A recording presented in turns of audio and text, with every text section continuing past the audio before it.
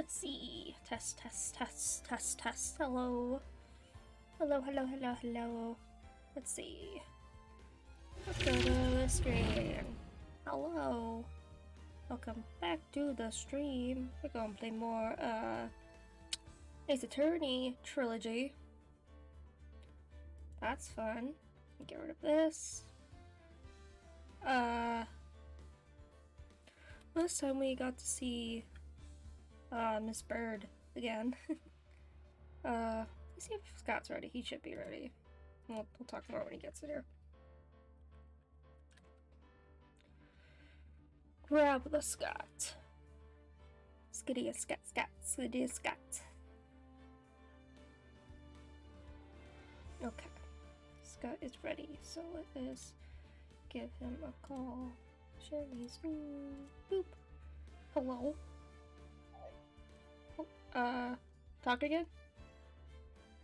Testing? There we go. Alright. Hooray! I am Godot approved. I have my coffee. Good, good, good. You're ready for a trial. Ready for, yeah. I don't have 16 cups, but I think 2's enough. Oh no, he seems to go over 16. He says he's gonna have only 16, but then he has a couple more. So he probably has at least 20. It's crazy. I mean, the guy's probably just, I'm convinced he's just an android at this point. He's caffeine powered. Yeah, he's just powered by caffeine. Like, I don't know if you're familiar at all with One Piece, but there's a character, he's a cyborg, and he's powered by cola. Oh. I think I've told you about this character, because, in Danganronpa 2, when, Nekomaru becomes Mekamaru, his eyes, let out, delicious drinks. One of them is cola. And it's funny, because the voice actor for Nekomaru is the same for the character in One Piece, who is a cyborg who is powered by cola. It's very funny. Maybe, definitely not a coincidence. Yeah. Definitely not. Maybe if they, Oh, I have not watched the anime for the Ace Attorney. I should watch the anime. It'd be funny if the voice actor for Godot was, the same guy for, Frankie from One Piece and, Nekomaru from Danganronpa. That'd be hilarious. That would be awesome. That'd be great. Anyway, last time we got to see Miss Bird again. That was fun. And she got herself in trouble again. Just kind of being there at the wrong time, wrong place kind of situation again. Because clearly this has nothing to do with her, actually. She just... yeah. That's what happened last time with a friend of hers getting murdered. Just, wrong place, wrong time. Fun.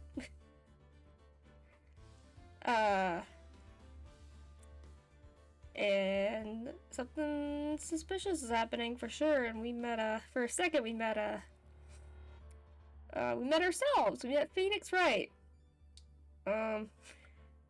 Which I think we're gonna be maybe seeing that guy again. Maybe. I don't remember exactly. But, Okay. this, there's much more to this, case than just an old man who really likes the maid outfits. And the very weird Frenchman. The very, very, sticky-fingered Oh, yeah. Frenchman. Very, very, very. Who stole our freaking Nagitama. Mm-hmm. I'm sorry, Magatama. Magatama, yep. Yeah, he stole it. Yes. Jerk. And Burley is in a lot of debt, so... fun. Alright. So we're back with the episode 3 recipe for turnabout. Alright. Did you find out why he's in a lot of debt? He's just probably bad with money. No, he seems like he's not good with money. He seems like he's not good at a lot of things. The only things he seems to be good at is taking people's stuff. Yeah, and And even even he's not then, that when he good. takes stuff, he doesn't like put it away or anything, so people find it. Yeah. Anyway, uh, January 7th, 12:52 p.m. Wright and Cola offices. So how do you think the trial went this morning? How do you think it went? It got a bit crazy in there. I just wonder if that killed our chances. Yeah, I guess it did get out of hand. Mr. Kudo's testimony did nothing to help us. Plus, now we don't even know the identity of the waitress who laced the coffee. Yeah, because listening to Mr. Kudo's testimony, he clearly didn't actually see the face of the waitress who put the something into the guy's coffee. He was distracted. Yeah. Just Very attractive outfits. Which they are very cute outfits, I must admit. I mean, I was about to get a bloody nose IRL when Mia showed up in that costume. I'm like, okay, yeah, we got a fan service situation going on in here. Yeah, so Mr. Kudo saw the apron, straps, and the ribbon. So he didn't really see anything because Miss Bird has glasses on, which is, pretty distinct. You'd probably notice. So, in fact, he said nothing about glasses. Says he didn't see anybody's face. He especially did not see our client's face. So, and that the victim was wearing an earpiece with his eardrum when his eardrum was ruptured. Right. He's wearing an earpiece on the side where his eardrum was ruptured. Which doesn't really make sense. And there was the empty prescription bag. And it did show that he had medication on that ear. It doesn't make a lot of sense. Things aren't adding up here. Oh yeah, Mr. Kudo was getting confused with what hand he was using to hold the paper and what he was using to hold the cup. So it's very confusing. Because he was saying that he picked up the cup with his right hand, the same hand as where the eyepiece was on. Or same side as the eyepiece thing, but we know the eyepiece is on the left side, not on the right side. So it was very conflicting. Anyway. Another very reliable witness. Yes, but he seemed very, very sure of himself about this particular part, which was weird. It is strange, because he was very adamant about it, and he just kept doubling down and doubling down and doubling down. Mm-hmm. Which is, if he was unsure of himself, he wouldn't have done that, I feel like. I feel like when he knows something, he's like, I know it. So it's very interesting.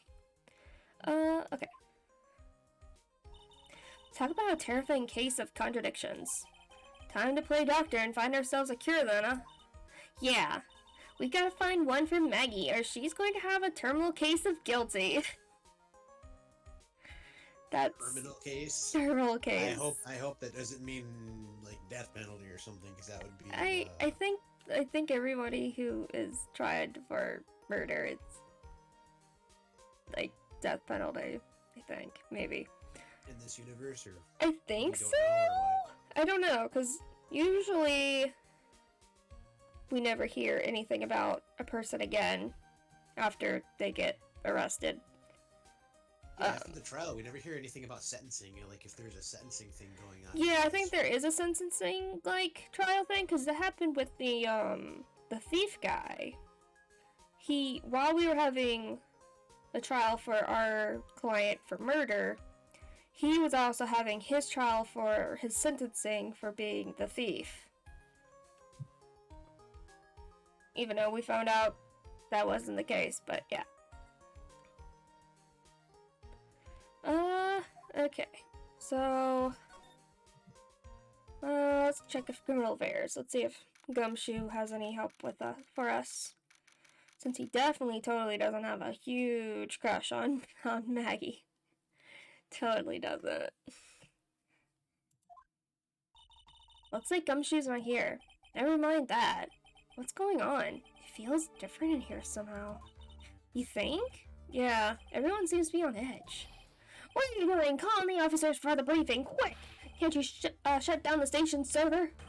Chief, quit playing on the internet! But my email, penpal1337AZ and... Asian Princess? Elite Asian Princess. 1337 is Elite, okay. Yeah. Elite Asian Princess. Save it for later. I'm turning it off now. No! Elite Asian Princess! Everyone's keeping busy in here, huh? Keeping busy. More like panicking, if you ask me. Something's going on. Something big. Something going on with their servers, sound like. You gonna talk to the chief? Let's see. It's supposed to be the chief of the detectives here. He looks lost, now that the power up to his computer has been cut. Oh well, I guess I'll just have to write her a real letter instead of an email. Alternatively, you could write up some reports. Just a suggestion. Dear Elite Princess, how are you? I'm okay. How was the show last night? Wow, I did an awesome job. Maybe I should send in my resume and become the chief. I mean, you probably have pretty good luck to... I mean, they hired Gumshoe to be a detective, so... That must be one of the detectives. He's mumbling something to himself. Even pickpockets can have their pockets picked. That's a keeper. Better to go with something that doesn't sound too much like a slogan. You must be coming up with slogans for a crime prevention campaign. But I'm not sure even he knows what kind of crime he's trying to prevent. Alright. Okay, let's go to the detention center. Talk to our client, maybe? I guess Maggie's still in questioning. But we've got questions to ask her too. Maggie! Keep it down, Maya. This isn't a playground, you know. Okay, so she's not here. So I guess we're going back to Tribune. Oh boy. Empty, as usual. Yeah, it's lunchtime, too. That's it, come on. Hey, that sounds like... I'll just call it 8, pal. Come on, I know you can. He's getting really worked up about something. No, that's the wrong number. Ugh, looks like an 8 would have only netted me $5 anyway. What a ripoff. What's the problem, Detective Gumshoe? Oh, it's you. I was just listening to the radio, pal. To the radio? Hey, Detective Gumshoe's having lunch here. He is, and he's having the twin tea set. What can I say? How'd you have the money for it? That's the question I have. This is a nightmare. How am I supposed to look Maggie in the eye now, pal? You really drove her into a corner, you know. You always blow apart my testimony. Why of all days didn't you do it today? Sorry, there just weren't any holes in it, for once. Yeah, what happened? Usually your testimonies are like Swiss cheese. Swiss cheese. Would he have preferred crumbly like aged Parmesan? Anyway, this case has already been rolled on. There shouldn't be any holes left to find. So, did Maggie say anything to you? About me, I mean. Well, how did she put it again? I can't believe Detective Gumshoe. I hate him, sir. I mean it. I don't ever want to see him again. Something like that. Uh-oh. Please, Detective Gumshoe. I didn't mean... Why? Why is this happening to me? Why is this happening? He's banging his head against the wall. Nick! Oh man, poor Gumshoe. You good? Okay. So, did you like the 20 set? Oh, I didn't mean to press that. I've never paid that much money for lunch before. I was so nervous my hands were shaking. So, how did it taste? Well, 20 bucks, I guess. I don't know how to describe it. Really, it was delicate. Delicate? You mean you liked it? It didn't taste bad to you? What's the matter with him? Looks like he's thinking. That's it! I've been trying to think of the right word to describe the taste. I just realized. It's bad. That's it. It tasted bad. Delicate and bad are very different, Gumshoe. Sigh. It's just kind of hard to admit it to yourself when you pay 20 bucks for it, you know? Maybe he should have found out about the price after he had finished eating. Hey Nick, maybe that's why Glen Elg came here. Maybe he heard about the super fierce twin tea set. If by fierce you mean fearsome. Speaking of Glen Elg, that reminds me. We still hardly know anything about the guy. Why don't we ask Detective Gumshoe what he knows, seeing as he's here? Let's talk about the radio first. So, what were you all excited about earlier? That's right, you said you were listening to the radio or something. Oh, that was nothing. I wasn't excited. Come on, Detective Gumshoe. You can tell little me what were you listening to. Nothing, really. It was just the, daily exercise show. Uh-huh. What the? Cyclock? This such special officer sure is great. And why are there tears in your eyes? Gumshoe? Gumshoe's got some explaining to do. Yep. Let's see if I can go ahead and do that. It's only one lock. The radio. Alright, Detective Gumshoe, tell me the truth. What were you listening to? Oh wait, pal. Not that you've made a big thing out of it, I'm not gonna tell you. We'll see about that, pal. Considering all the noise you were making while you were listening, it's pretty clear that what kind of radio program it was. I'd say it was related to...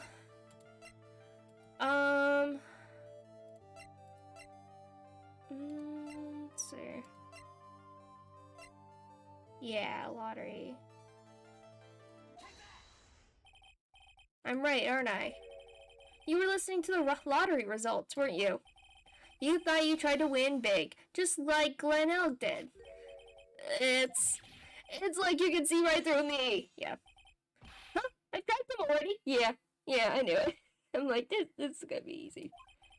See, pal, that's why I said it was nothing. Okay, sure, you could have just told me. Okay. I'm usually pretty lucky, so I figured I'd give it a try. What's with everyone in the lottery? So, how did it go? I won 50 cents. It'd be better to win nothing at all than have a lousy buck. I was so mad. Yeah, I know the feeling. I bought the same kind of ticket as Mr. Elksey, and they've got this special radio show where they announce the winning numbers. They even do the drawings live on the air. It's intense, pal. And that's what Mr. Elg was listening to on the day he was killed. Yeah. What time is it now? It's just after 3:30. And are the lottery results always broadcast at the same time? Yeah, look, I got this flyer when I bought the ticket. Experience the most thrilling 10 minutes of your life every Monday at 1:30 p.m. Millionaire Radio? That sounds cool. I want to try it, Nick. Then buy a ticket, Maya. With your own money. Okay, so then we want to ask him about the victim. Oh, wait, how do I present? There we go. I'm like,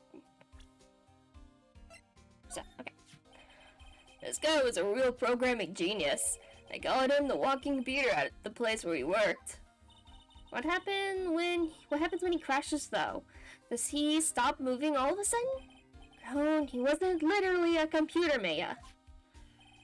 Anyway, there's nothing between Meg and the victim. Yeah, that's what we found out yesterday, too. Hey, Detective Gumshoe, don't you have any information that's a bit more fun? Fun? Oh, I know. So you have paid a visit to where Mr. Elk worked yet? You might as well. His workplace? Where's that? A computer firm called Blue Screens Inc. or something like that. Sounds like a real stable company. This should be fun, Nick. This could be fun, Nick. Let's go. Computers aren't really my thing, Maya. We'll be fine. I know all about that high-tech stuff. No, you don't. Wonder about that.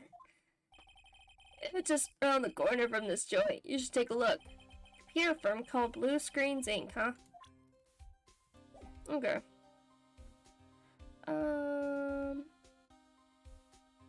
Okay, I think that's all we needed from him. Can we go into the kitchen? Yeah, see if Mr. Frenchie is in here. Très bien. Huh? Mr. Armstrong's talking to someone. I'll be back next Monday. A month.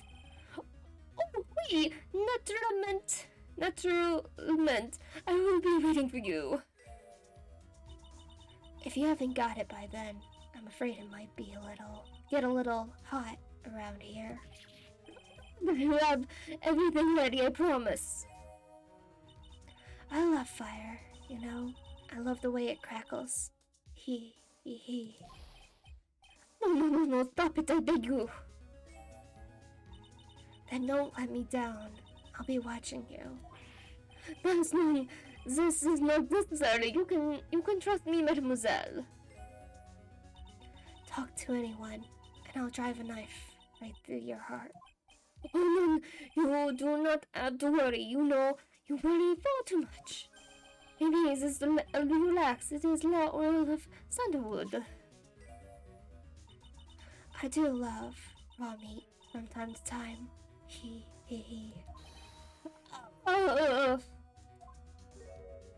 Dude, you're like twice your size. I'll be taking my leave. Goodbye. Now. So, she wasn't creepy at all.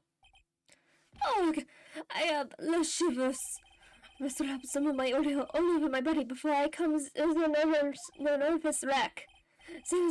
There. Oh, oui, that feels good. I heard. Ooh la la, excusez-moi, monsieur. My eyes! Your eyes! You have trouble with your eyes. You need this, the oil of sandalwood. Isn't this just the leftovers of what you were just using?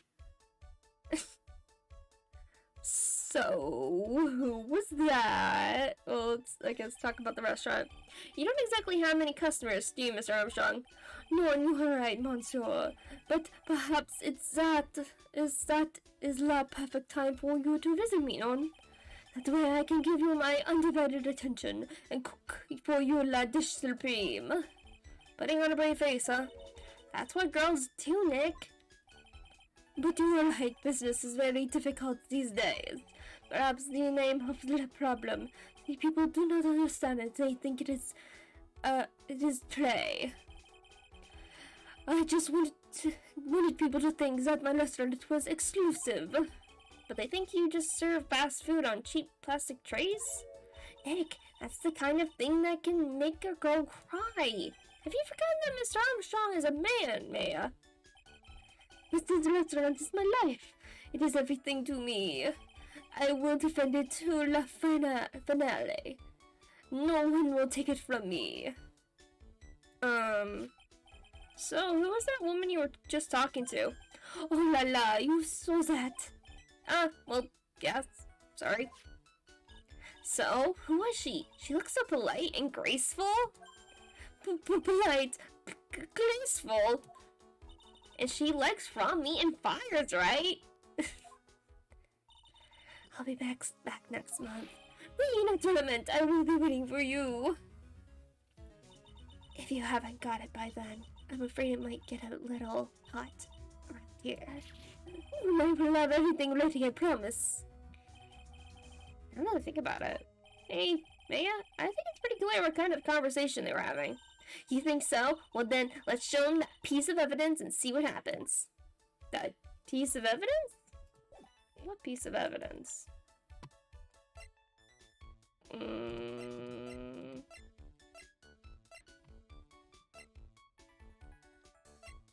Don't think I have what...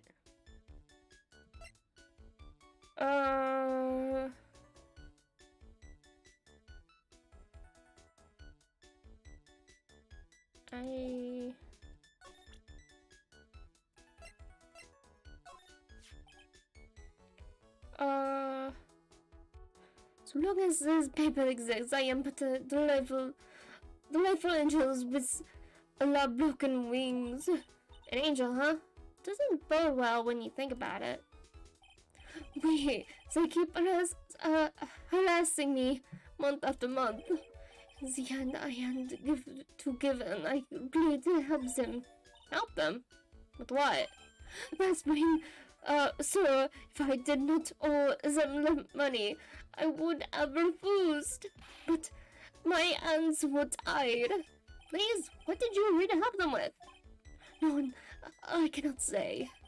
If I tell you that woman, she will slice me up and eat me with the salad garnish. Ew, I hope he doesn't mean that he'll literally be sliced up and served with garnish. I'm going to guess that woman has something to do with your loan contract, am I right? Please, Mr. Armstrong, tell us about that woman. Okay.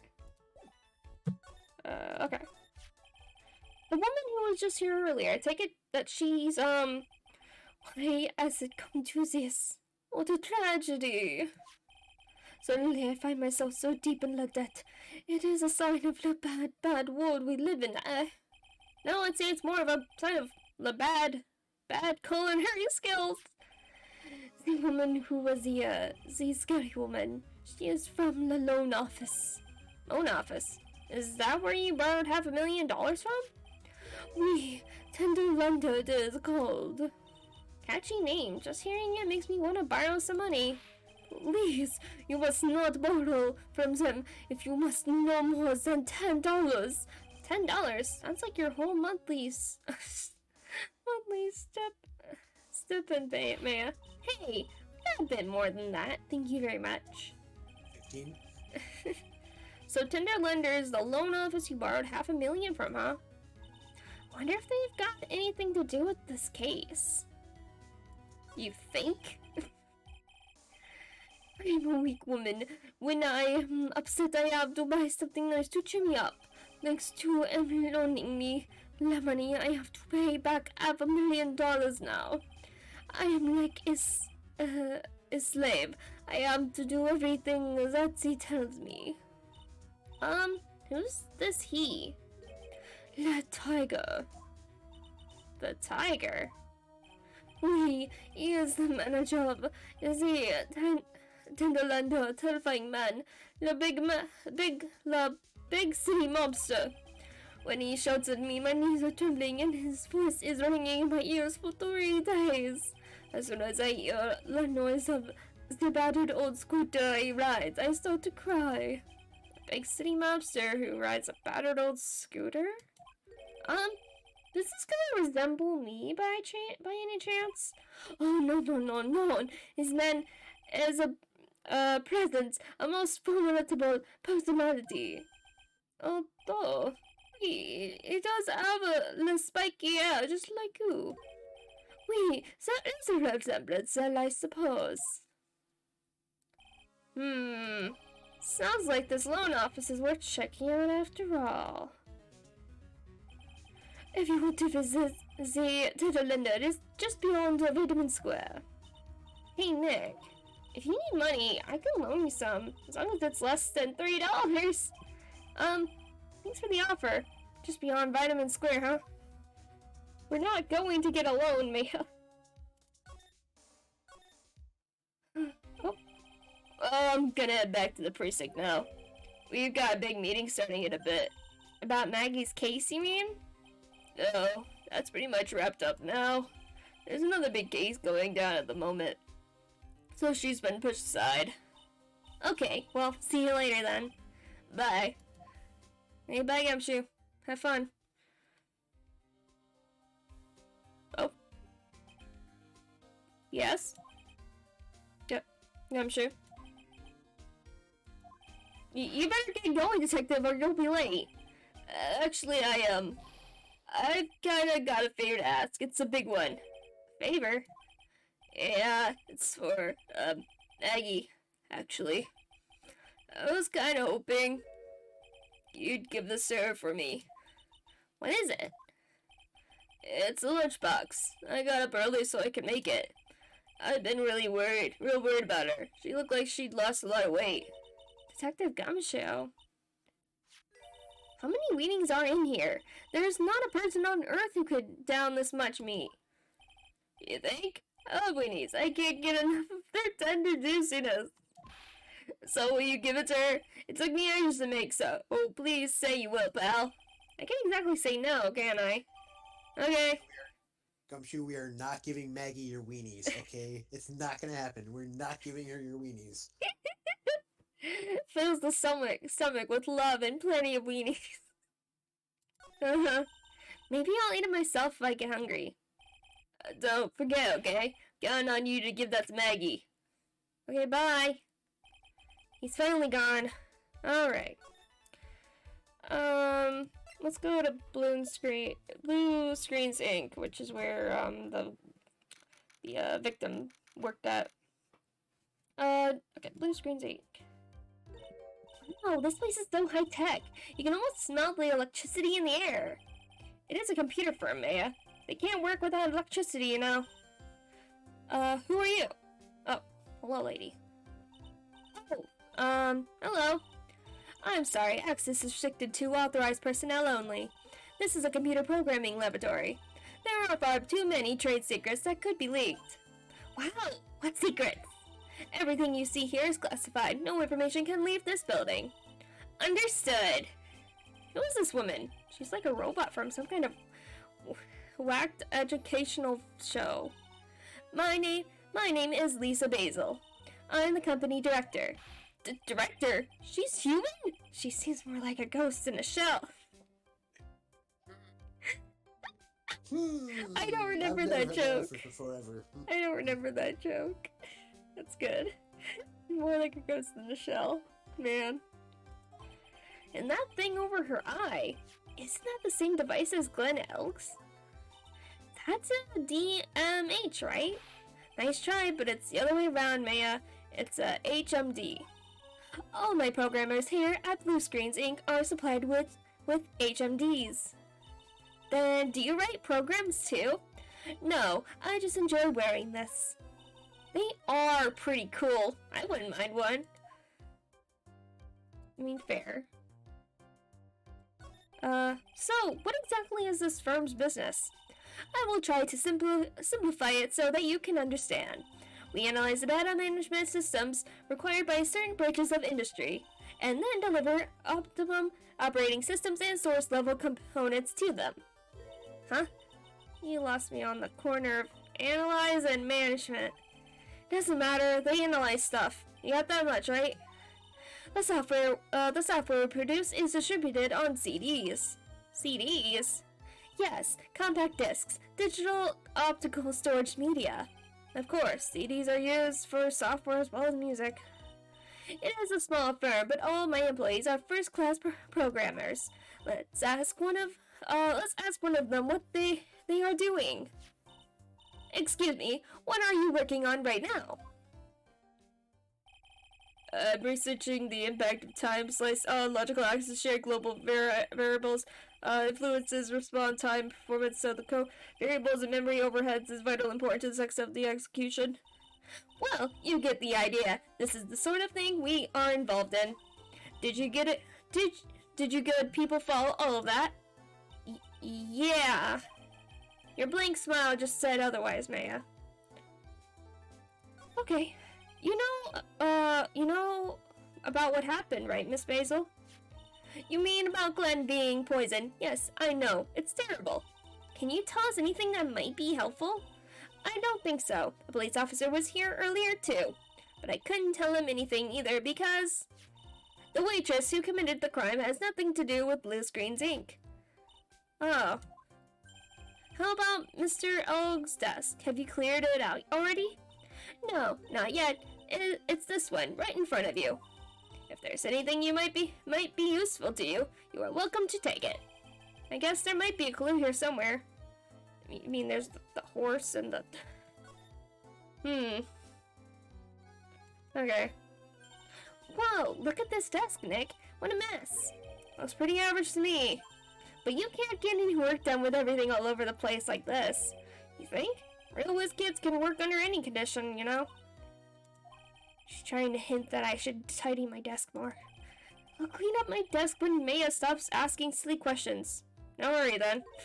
Hey, this calendar. What about it? If this is another hint about tidying, you can forget it. Someone's marked December 3rd in red pen. December 3rd?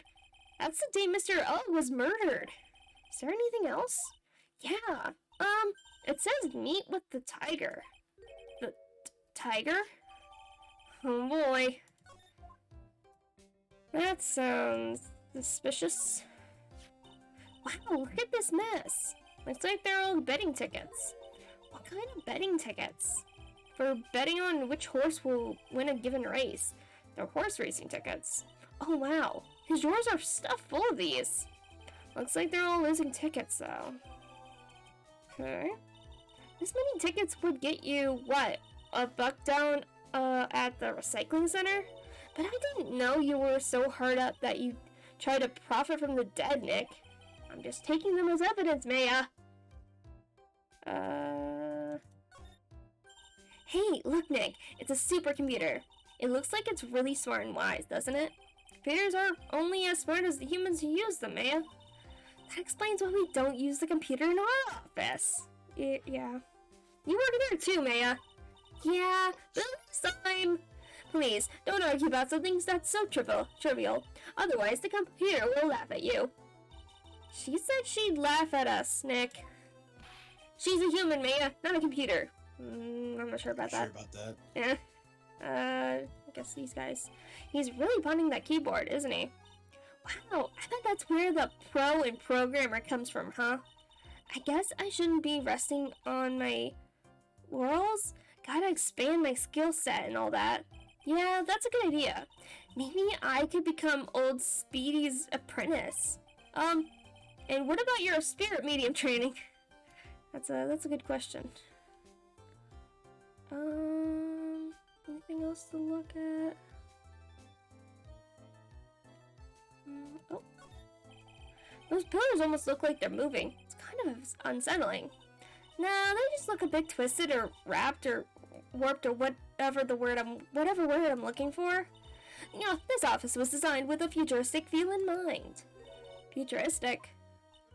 Yes, we tried to imagine what things might look like in the future when we designed it. It helps to soothe and calm the soul. On second thought, I agree with you, Nick. This place is really unsettling. Okay, thanks. I don't think we have really anything on the shore.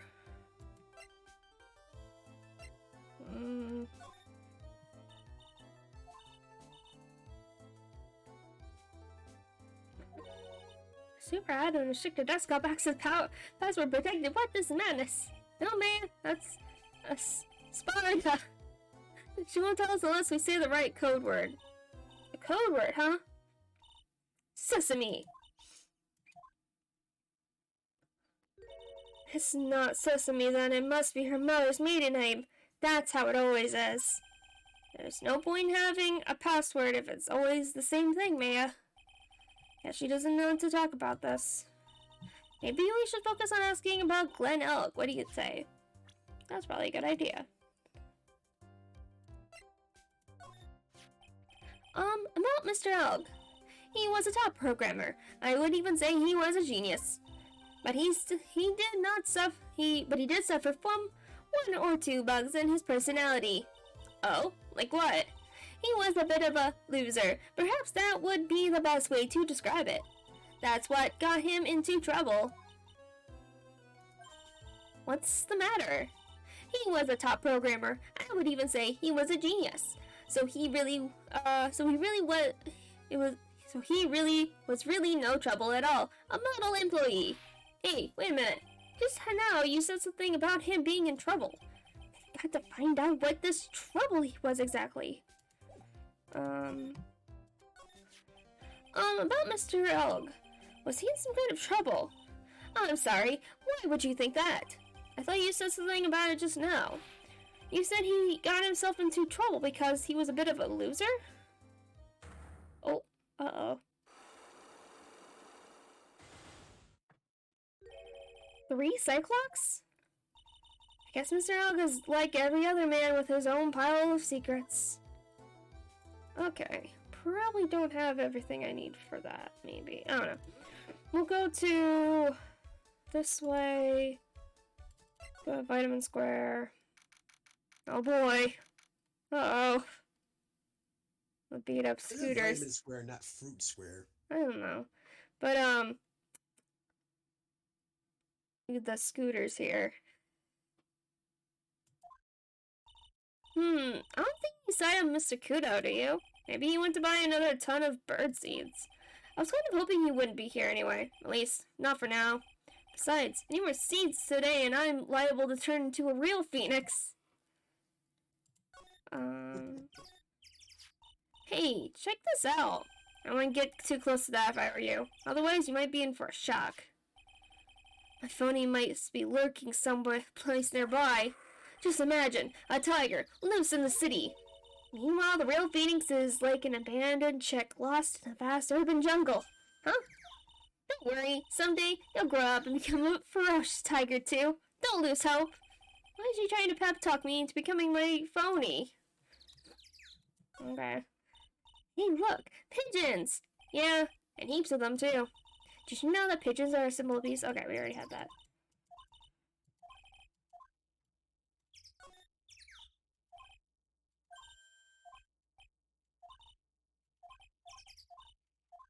Okay. Boop. Move. Okay. Thunderlender. Win through compromise. Alright. This place gives off a really strange vibe, doesn't it? Looks like the tiger isn't in his lair. And that is, as they say, a very good thing. Welcome. Gulp. Talk about a creepy voice. It makes your soul want to shrivel up and die.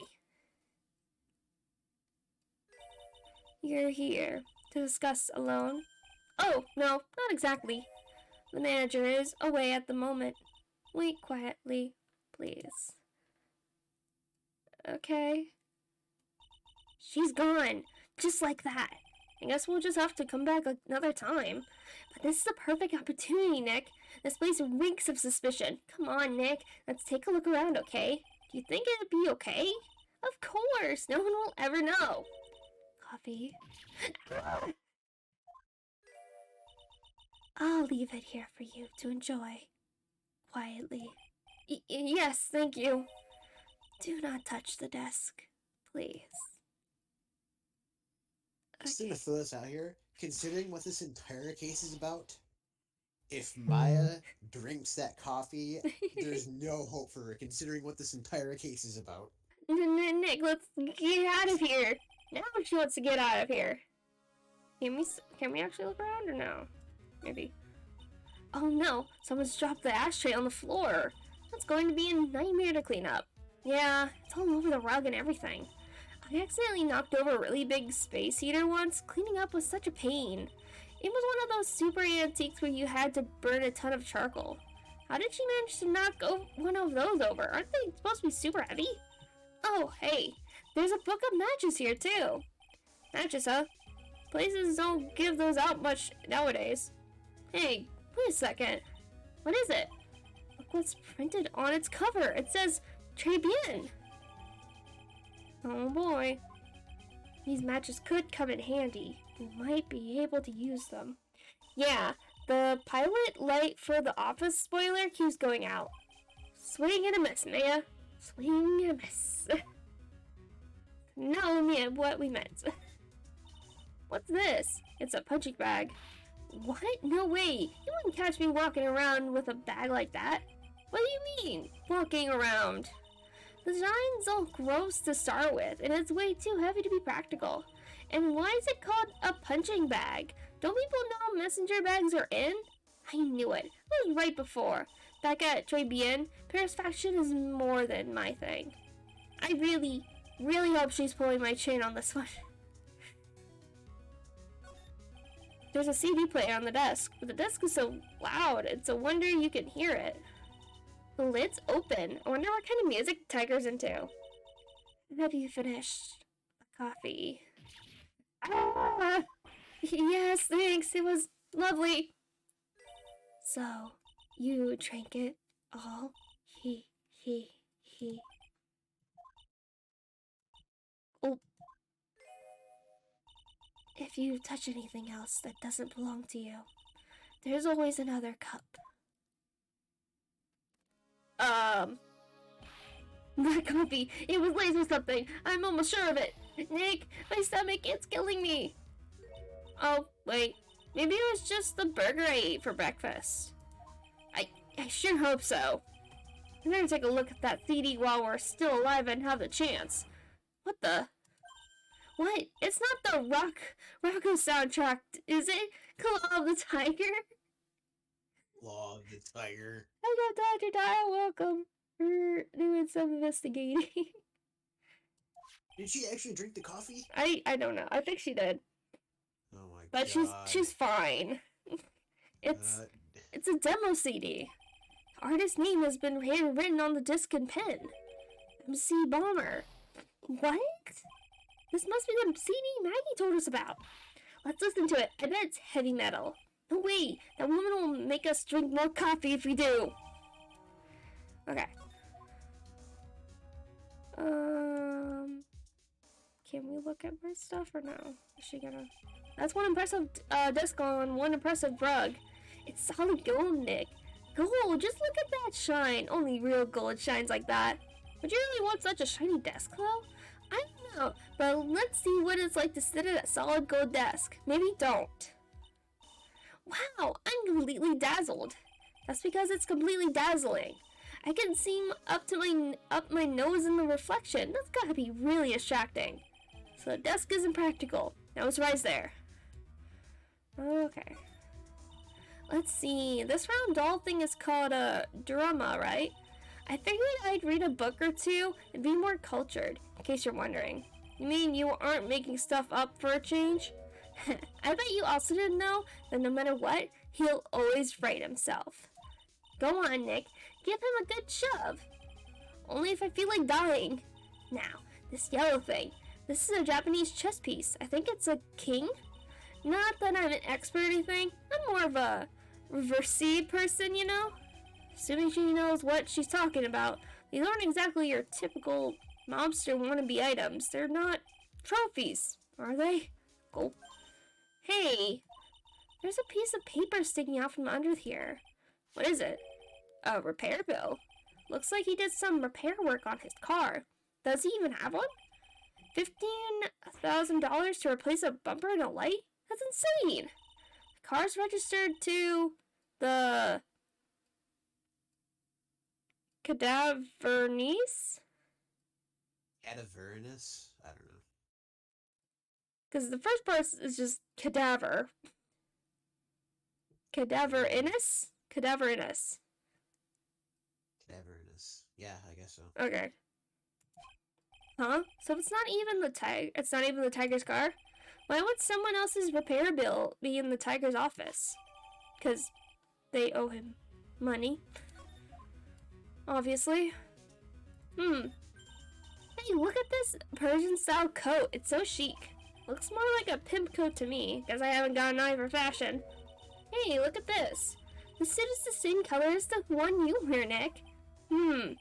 Same color as my suit. Ah! Keep your voice down, Leia! Nick, you've got to take a look at this. Some cake. Ah! I'll just leave it here for you. Yeah, sure. I am. Thanks. Maya, do not eat the cake. Just wait here, quietly. Otherwise... Sure. Did you hear that, Nick? Wait quietly, she said. Yeah, sure. I have an eye on you. Only so I can take care of you. Understand? Uh-huh. Uh-huh. I'm scared, Nick. So? What were you getting so excited about before? Look, on the lapel of the suit. That's an attorney's badge. Is the tiger a lawyer? Maya. That looks nothing like ours. This is made of cardboard. Is the tiger a lawyer? No way, look at this thing, it's made of paper. Yeah. For some reason, your badge suddenly looks really cheap to me, Nick. Why doesn't anyone recognize an obviously fake badge when they see one?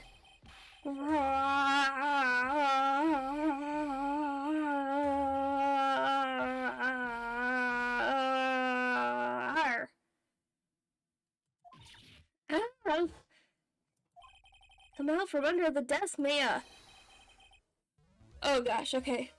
What are you two snooping around my office for? Nothing, we're just... my precious carpet, you got ash on my rug. You gonna wish your ugly feet never came through my door. It wasn't us, it was already like, you just wanna argue with me? Is that what you doing? You think yous can take on me? I'm gonna flatten yous two into pancakes and turn yous into my new rugs. Ah! Don Tiger, you're back. Heck, the voice, it's like evil seeping into your head through your ears. I'm sorry, Don Tiger. Tigray? I knocked over that ashtray earlier and... Eek! Has she got a death wish or what? Oh, right. Huh? Forget about it, Violetta. It's nothing. What? I ain't gonna get mad at you. You too cute, you hear? That's so unfair. Here, have some cookies. I just baked them. And you'll need some strong espresso while you're discussing your loan. Okay, bye. Phoenix Wright. Yes? You was either crazy or just plain stupid to chase after me. I worked so hard, but now you's gotta come and mess up my plan. So it was him. He's my phony. Heh, but I don't care. No one gets in my way. What? I mean, excuse me? Heh. You should have left the little girl at home, right? I'm feeling for what I ask. No questions. This is the last time we meet. Wait, police? That was pretty weak, Nick. You waited until he was out of earshot before you shouted after him. Like, you're one to talk. I didn't hear you scream, hold it either. The espresso. And cookies. This woman is definitely not good for my heart. Now, what was it the tiger called her?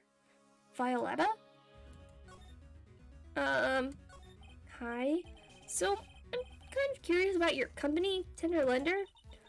With the warm and friendly atmosphere you'd expect from a family-sized business. Right. Conscientious rate of interest and an attractive repayment policy. Why do I get the feeling this sentence is not going to end well? We will tenderly lend you with that little bit extra here at Tender Lender. Hey, Nick, things are a bit tight for Wright & Co. at the moment, aren't they? I mean, there's that $500 you owe me from our card game for starters. Why don't you take out a loan? Would I like to take out a loan from a place like this? Not so much. Tender Lender is on your side. Hehehe. So, let's say I'm late with my repayment. What happens then? We'd give you more coffee. Strong coffee. Right. I think you really skipped town. Hey, just remember I can make strong coffee too, Nick. Strong tea as well. That's not what... Yeah. Okay. So, you know about the incident we're investigating? What incident? Well, a man was poisoned in a restaurant just near here. That incident. Let me see. I was here that day with the manager. The manager being the tiger. Furio Tigre. Furio Tigre? So that's where the tiger comes from. Oh my god, stop it. Zing's F-Off's got a real name, Nick. Hurry up and find out more about him. Okay, can you never say that again? Oh, say Zin. Just Zin for short. Can I ask you about the tiger? I mean, Mr. Tigre? Cookie. Sure? Maya, no. Would you like my cookies? I baked them myself. He. Go ahead, Nick. The honor is all yours. No. Ladies first, Maya. He. No matter how I look at this, I just don't get it. What are the tiger and this scary girl doing working together? We are lovers. That's not exactly coming across in your tone of voice.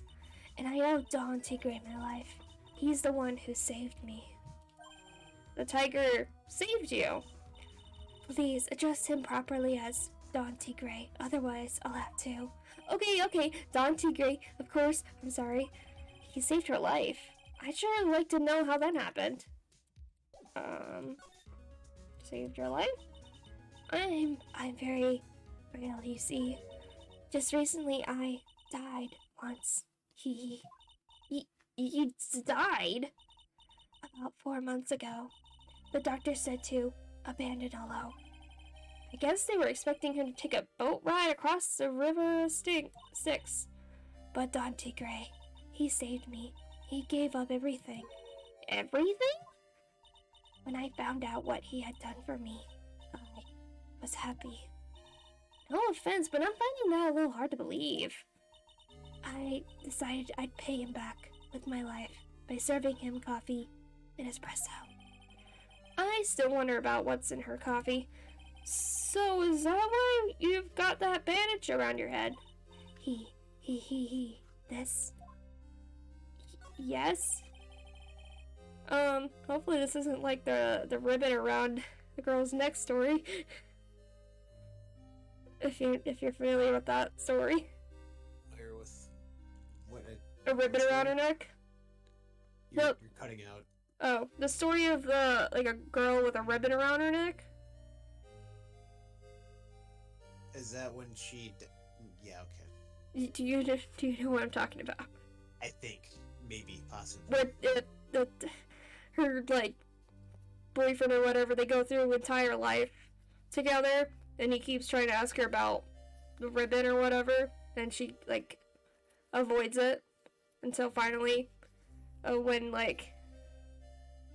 they're, really old or whatever, she, takes off the ribbon from her neck and her head falls off.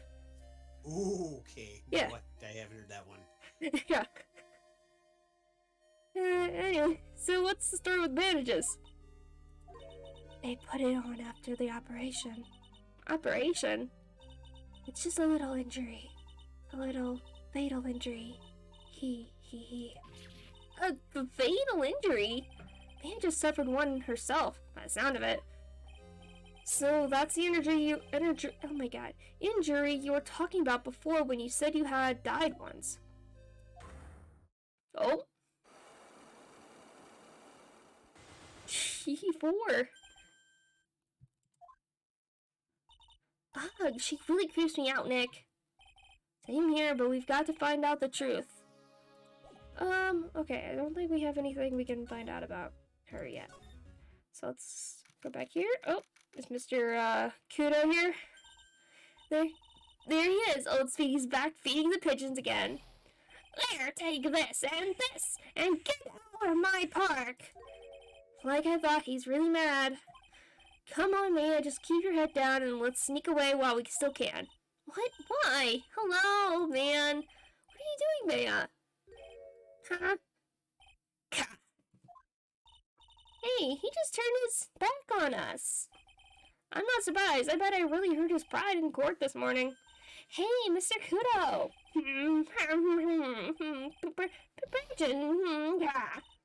Look, really need to talk to you, alright? Out with the demons, and with the good fortune. Ow, ow, ow, seeds, shell splinters, painful. I always knew you were a demon, Maya. That's part of a Japanese tradition thing where somebody will pretend to be a demon or whatever, and the other people throw seeds at them. I think something like that. Anyway, today's trial. Sorry about what happened in court earlier today. God, everyone will be talking about me behind my back now. Dirty old man who was so busy looking at the serving girl's backside. And that he can't remember her face, a filthy, depraved animal. Not at all. Are you listening to me, boy? I don't care what you say. I saw that waitress put it on. She put some white powder into the young lad's javakino. We hear you. And another thing a young layabout was wearing an earpiece on the same side as the lens of his broken spectacles. I'm really sorry. So I made a little mistake about the vase. So what? I know what I saw. I tell you. Okay, take it easy, please. Mr. Kuda, bleh. Tell me to take it easy, you spiky-haired brat. Take this. Oh yeah, embroider. He said he did embroidery work. You said you were a craftsman, right? God, the modern world casts honest craftsmen like me aside in droves. Surely it's not that. I came from a long line of craftsmen, right back to the time of the shoguns. You hear me? I didn't become an embroiderer. I was born one. Actually, I'm kind of in the same situation myself. I wanted to stick my fingers up that dribbling old judge's nose and scream right down his ear hole. Objection! Oh, so did you want to become a lawyer when you were young? I don't think that's quite it, Maya. I think he's just in a bad mood, that's all. I've got a tsunami of frustration inside and it's ready to burst out. If we let him start rambling now, we might never shut him up. What should I do? Cut in? Actually, we've got places to go. Things to check and stuff. Maybe another time? Fine, whatever. Just don't forget. I've got a tsunami's worth of grumbling to do. Yes. This girl right here is really looking forward to hearing it all. Honest. What? Who said that? Come to the place where I work then. Here, bring this along with you. What is this? It's covered in seeds. A discount coupon for a burger. Oh right, he said he worked at a fast food place. He really wants someone to grumble at, huh? Although, it is a burger joint. Oh, okay, I guess we gotta go through this. Okay. Hold on. We'll see what we'll listen to him grumble. Suck it up, yeah. Guess I better let him talk. So there's not much call for craftsmen these days then? Of course not, you idiot. All I'm good for nowadays is running errands. Errands? Everyone takes advantage of the elderly. Buy some bread, Gramps. Take the dog for a walk, Granddad. Feed the pigeons, old man. What am I? Some sort of two-bit community handyman? Well, buy some bread now that I can understand. But what's the point of feeding some speedy pigeons? Seedy pigeons. Why don't people say that when they mean what they mean? Get lost, that's what they're trying to say. Oh yes, I'm just an inconvenience, you see. At home, at that restaurant, I just get in the way, don't I? I'm sure you don't. Wait a minute. What did he just say? At home and? At the restaurant? Hold up. By restaurant, are you talking about Très Bien? Did you get asked to run an errand there too? Yes, I did. The very day that young brat was poisoned. But what? So on the day of the incident, what were you supposed to do? ask, boy, because I'll tell you what I was asked to do. All of a sudden, that young lad slumped over the table. The servant girl collapsed. And I broke that vase. It all happened so fast, I was in a bit of a daze, you see. And the owner shouted over to me. Excuse me, you call the police. Call them yourself, I should have said back, but I didn't think of it at the time. So, did you end up calling the police? Like I said, I was in a bit of a daze. Did you call them on your cell phone? God, do I look like I've got one of those newfangled thingamajigs? I went out looking for a payphone, of course. You went looking for one? I couldn't find one right away, you know. Wandered around for 5 minutes or so. 5 minutes? So for 5 minutes after the incident happened. Yes, the owner was at Trilogy on his own. Did you do this in court this morning? Well, I would have if you'd given me the chance. But you all bullied me out of the courtroom. So, thank you, Mr. Kudo. You've certainly earned your kudos for today. Wait a minute. If that's the case, there's more. I've got more to say. Oh yes, I noticed something. Bailiff, escort the witness out of the courtroom. It's not my fault. You're the ones to blame. You could have at least told us before we got to court. Is it really that important that Mr. Kudo was the one who called the police? Yes, probably. What's important is the unaccounted time before the police arrived. The victim was dead, and Maggie was unconscious, which leaves that man alone in the restaurant. Mr. Kudo might have been chased out of the place on purpose. What do you mean? Maybe a certain someone didn't want him in the restaurant. Sure, you go ahead and say I was in the way as usual. I suppose I should have been getting myself covered in pigeon poop instead. We need to get more details about what exactly happened. From Maggie, and from Mr. Armstrong. Okay. Do we have anything we should show him? That doesn't seem like it's involved with him. I don't think he cares. Maybe?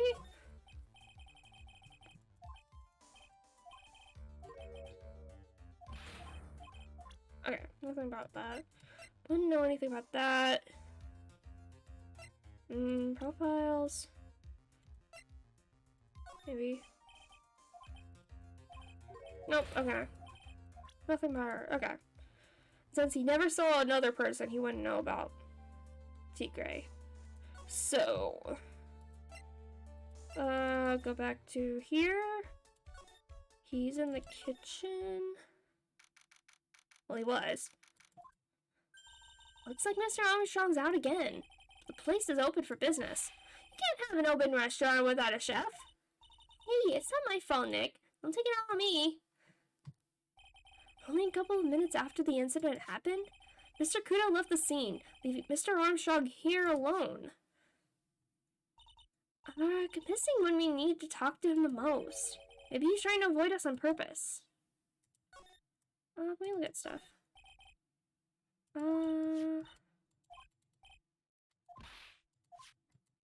Okay.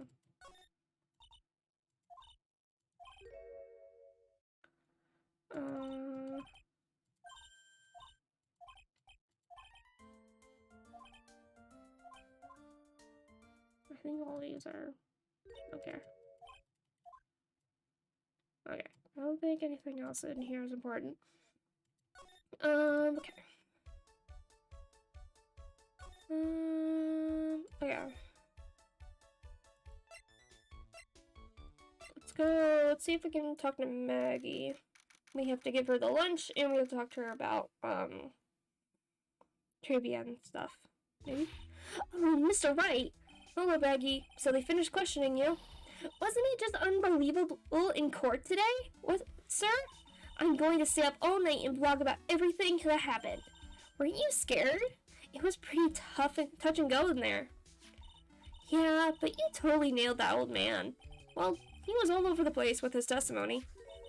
He is not the only one. Huh? What do you mean? Everyone else's testimonies didn't match up either. Not with what I remember of the incident anyway. Is it possible she is the one misremembering things? Contradictions. Maggie, you know how you said that everyone else provided testimony that didn't match up with what you remember? Yep, there are just so many things that don't seem to add up. The biggest contradiction is the other guy I saw at the victim's table. He was the one who slipped something into the victim's coffee. I'm sure it was him. But didn't Mr. Kudo testify earlier today that it was the waitress who put some white powder into the coffee cup? So you really think it was this disappearing man that did it? Well, he's not the only thing that disappeared. The CD vanished as well. You know, the CD with the writing on it. Oh yeah, the MC Screwdriver album, right? It was MC Bomber, Maya. That name was scrawled on the sports paper as well. They never did find that CD at the crime scene, sir. Or the victim's medication. That's gone missing too. Ouch, my head. This is getting way too complicated for me. Okay, after the incident, you said that you passed out when the victim, Glenn Elg, was collapsed, right? Yes, it's so embarrassing. I mean, I used to be a cop. When I came to the restaurant, I was buzzing with police. And before I knew what was going on, they arrested me, sir. So between the time the victim collapsed and the time the police arrived on the scene, you have no idea what went on at Trilogy.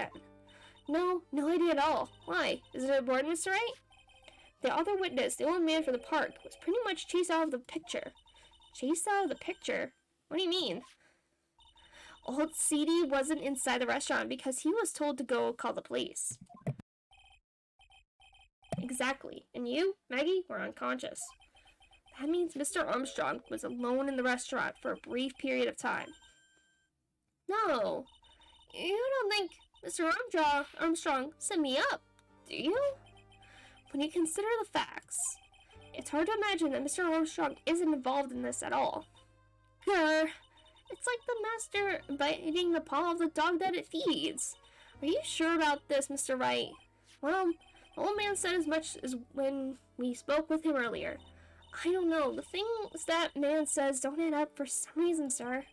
Maggie looks like she's trying to figure something out. Maybe we should ask Maggie exactly what she knows about old CD. Okay. Let's start with showing her the CD. We found the CD. I know I used to be on the police but it's still impressive. I don't pick up much information here. Okay. What? Okay, so think about that. What about the freaking fake? No, it is not our attorney badge. Is that your attorney's badge? Actually, it's a fake. Holy smokes. That's it. Huh? That's the badge your phony had, Mr. Wright.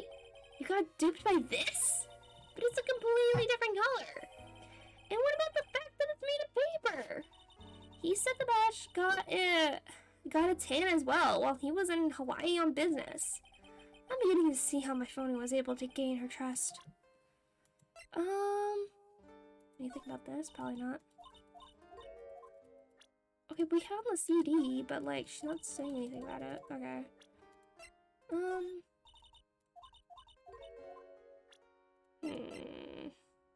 Oh, right, the lunch.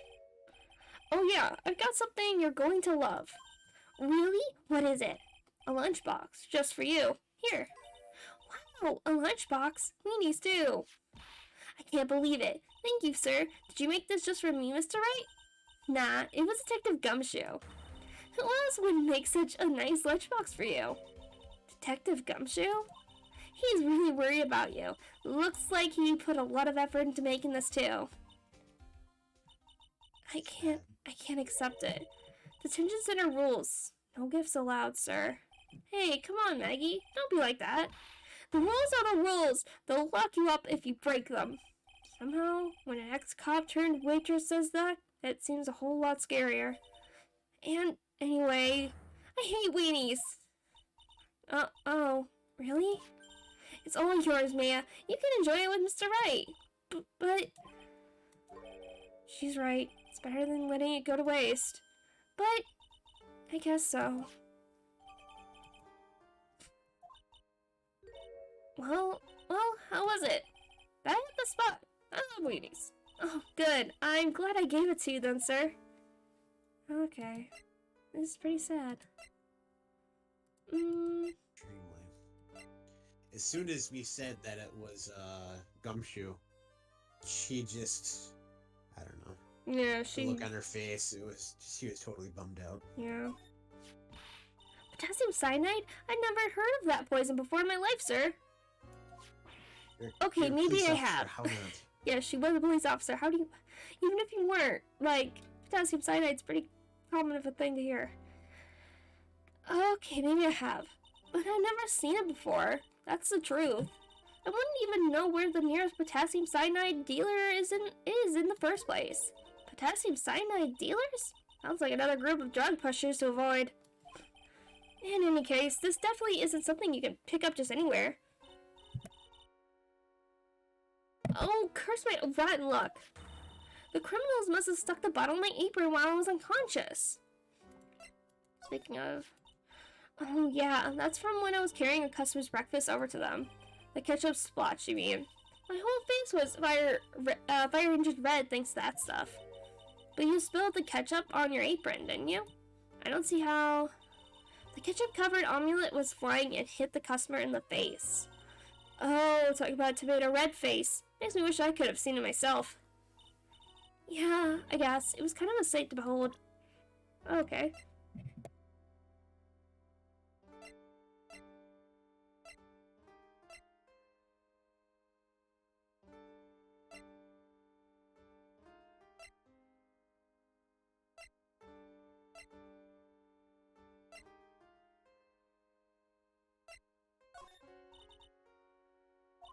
Okay, nothing about that. Okay. Go to profiles. What's going on with you and Gumshoe?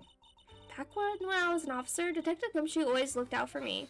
But today I was the one who had to look out for him, trying to incriminate me the whole time. You've got to remember, Maggie, Gumshoe's a detective. He's got a job to do. My old boss. I thought at least he'd be on my side. He is on your side. He'd do anything. You can't fool me. I saw him in court today. I felt like a poor little baby woodpecker being pecked on by the head of its own mother. Gumshoe's testimony was pretty solid. No wonder it hurt her so much. I hate him, sir. I mean it. I don't ever want to see him again. Ouch. I think I just saw Gumshoe's chances to go down in flames like the Heidenberg. I don't think it's getting through to her that he really was trying to help. It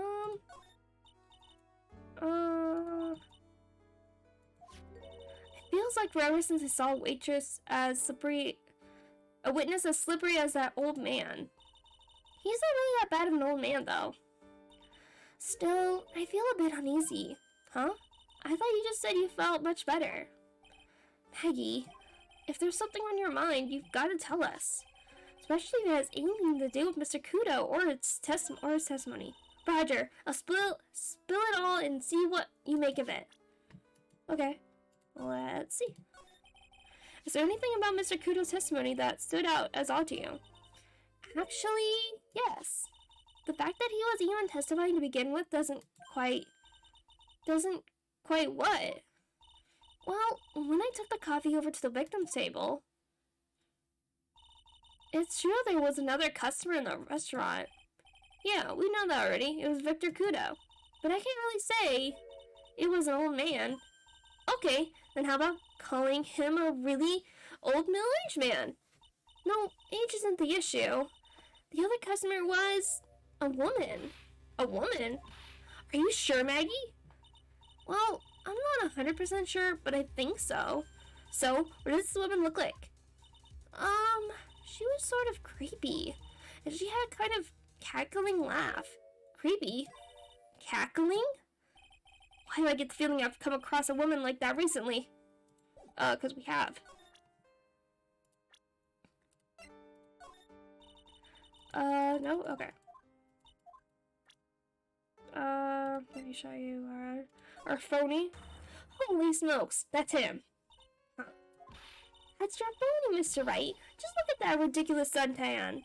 For the record, I'm not sunburnt like an over-dried tomato, so I don't know how. He told me he'd been on a business trip to Hawaii and that's where he got the tan. I'm not hearing this. Okay.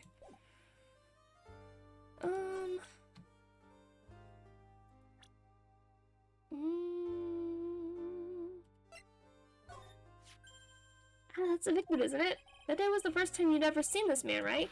Yes, I've never met or seen him before then. It just happened to be the waitress who served him his coffee, sir, that's it. It seems he was a computer programmer. Really? I'm useless with computers, completely hopeless. I don't know any computer programs. Does she mean programmers? Mr. Armstrong was really good to me after I was fired from the force. I can't believe someone as nice as him could have anything to do with this. Well, in the time between the victim being poisoned and the police being called, the only person who was on the scene and had a chance to do anything was Mr. Armstrong. There was no one else there. Mr. Armstrong wouldn't set me up, would he? I don't know. Maybe, probably. Okay, I think that's all we can do with her. Let's, see if we can find Gumshoe. The main server just went up in smoke. Why the heck isn't the press conference set up yet? The superintendent's here already. Yeah, and there's a problem with the internet too. I already told you to stop using your computer, Chief. When I'm watching videos online, I'm catching up on my Asian soap operas. It's gonna have to wait, Chief. I'm throwing the switch. No! Just when some young guy was about to confess his son's hot-to-trot girlfriend. Wow, this place is really buzzing. Something must be going down. Something really big. What are you doing here, Belle? Detective Gumshoe! You can't be here right now. You'll be roped into the briefing if you stay. Huh?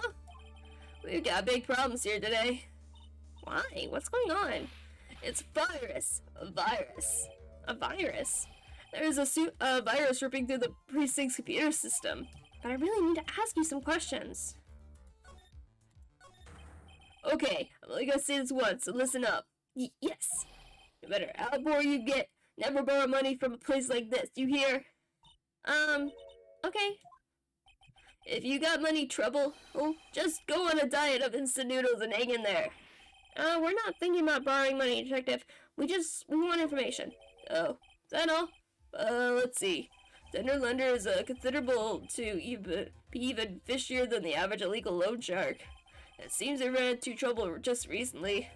Those guys have been pretty heavy-handed, calling in all their debts. Really? They'll go poking your nose around in their business, pal. You'll really regret it if you upset that lady. Alright, I get the picture. Hey, wait a minute. What did he just say? That lady? Who's this lady he's talking about, Nick? You better find out what the story is with this lady. So what exactly is a computer virus, Detective Gumshoe? I don't know. What? Look, I just go with the flow, alright, pal. And here I thought detectives were supposed to be somewhat knowledgeable. What's with that face, pal? You think you know what a virus is? Well, Nick, do you? The computer virus? Sure. I mean, only in simple terms, of course. Really? Wow, you know everything, Professor Nick. Yeah, I'm gonna call you Dr. Wright from now on. Hey, that sounds pretty cool. Don't you agree, Dr. Wright? Why do I get the feeling they're making fun of me? There. Okay, fine. I'm no expert, but I can at least explain the basics to the two of you. A virus is a program that gets inside a computer and causes damage. Damage? You mean it makes machines go boom and explode? No, the damage is, well, it's all internal. So the inside goes boom, right? Imagine all the case data you've got stored in your PCs here in the station. A virus could wipe all that out. That's the kind of damage I'm talking about. Whoa, that's scary. Yeah, and what's even more scary is that viruses are infectious. Infectious? Most computers are connected together on a network, right? A virus can move from one machine to another over the network. So the virus just keeps spreading faster and faster. It's like a real virus, huh? But Nick, why would anyone want to make a program like that? Yeah, it takes ages to type in all that data. Why would you want to destroy it, pal? No, people don't infect their own machines. They send the virus to someone else's. What? That's horrible. Oh, I get it. It's like you sneezing on Mr. Godot so he catches a cold. Right, then you wouldn't be able to turn up in court because he'd be too sick. You really shouldn't do stuff like that, Nick. It's wrong. Who? What? Where? What did the conversation jump to talking about me? Anyway, that's what a computer virus is. A bad program that causes damage. And all the different viruses have names, right? I kind of feel like I've heard the name of the virus we caught somewhere before. The name of the virus, huh? I feel like I've heard of it before, too. Okay. Let's go talk about... No, not him. Her. That's a girl who works over at Tenderlunder. You want to stay away from her, okay? I mean it. She does look kind of unforgiving, doesn't she? That should be the least of your worries, pal. What's that supposed to mean? What could be worse? Her name's Viola Cadabrini. Oh, her. So she's the one with the car repair bill. By the Tigre family to the. Okay. Okay, interesting. She's the only granddaughter of Bruto Oh my gosh. Cadaverini. Oh my god. Cadaverini? Do you know who that is, Nick? Never heard of him. Oh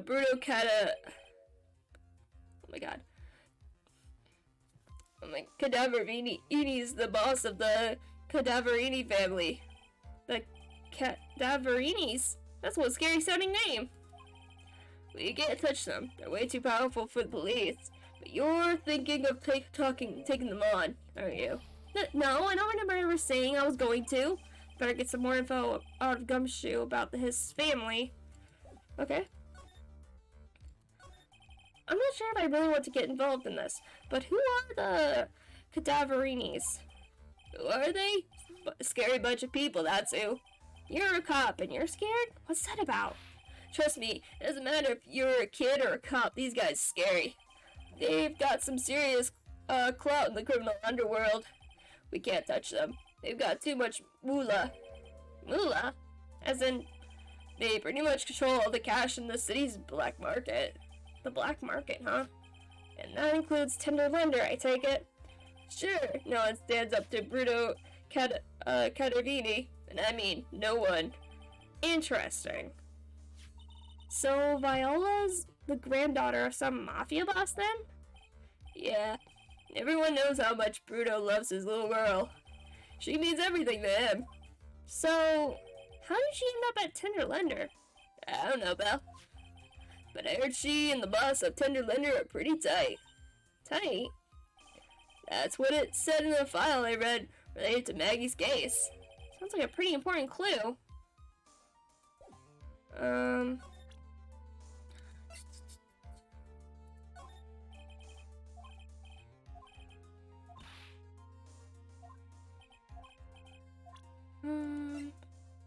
Anything about this? No. What is this? Wait, this is it. This stupid name. I remember now. I thought so. Here it comes. Don't just hold on to yourself and keep me in the dark, Nick. What's going on? It's okay, Mia. You don't have to cry about it. Oh, right. The name scribbled on the sports paper and written on that CD. That's the name of the virus. MC Bomber. What? Yeah, the virus that just infected every computer in the station, pal. That's MC Bomber. Can you give us any more details, please? Okay. We already knew about the MC Bomber virus from a while back. A group of criminals issued a series of demands on the head honchos of law enforcement. They threatened to release the virus if their demands were met. Who are they? I don't know. Some hotshots from the criminal underworld would be my guess. Another virus has been released, huh? Yeah, it's in every computer in every public office in the city. Everyone's going nuts. They're hopping around like they're dancing on a carnival. And all this stuff with criminals and viruses? It almost feels like we're in a sci-fi movie. Apparently the programmer who made the virus was a real genius or something. The focus right now is on tracing the route of this virus on the black market. You mean someone put this virus up for sale? Yeah, because this one's so powerful. They're estimating its price tag was in the millions of dollars, pal. In the millions? A virus can be worth that much? Okay. I can't believe it. I almost forgot the most important thing. And that is, you know, the lunchbox. How did everything go? Lunchbox? You remember the weenies? I hate weenies. Oh, yeah, those weenies. So, how did my weenies taste when they went down the hatch? Huh? Well, it was delicious. Yeah, that's what she said. Really? Well, exactly. Don't worry about it, pal. I figured nothing would happen, so I came prepared. Prepared? What do you mean? I made a jumbo lunchbox. Oh. Do me a favor again, pal. Huh, pal? And deliver this? This sure is a heavy burden. More ways than one. I can just imagine Maggie's little eyes sparkling with joy when you bring her that. Weenies again, Nick? Tell me we don't have to eat all these too. Okay, I really can't eat anymore.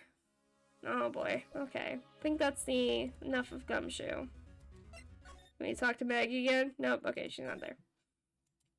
Okay, let's go Tribune. Try the kitchen. Nobody's in the kitchen. Try going to...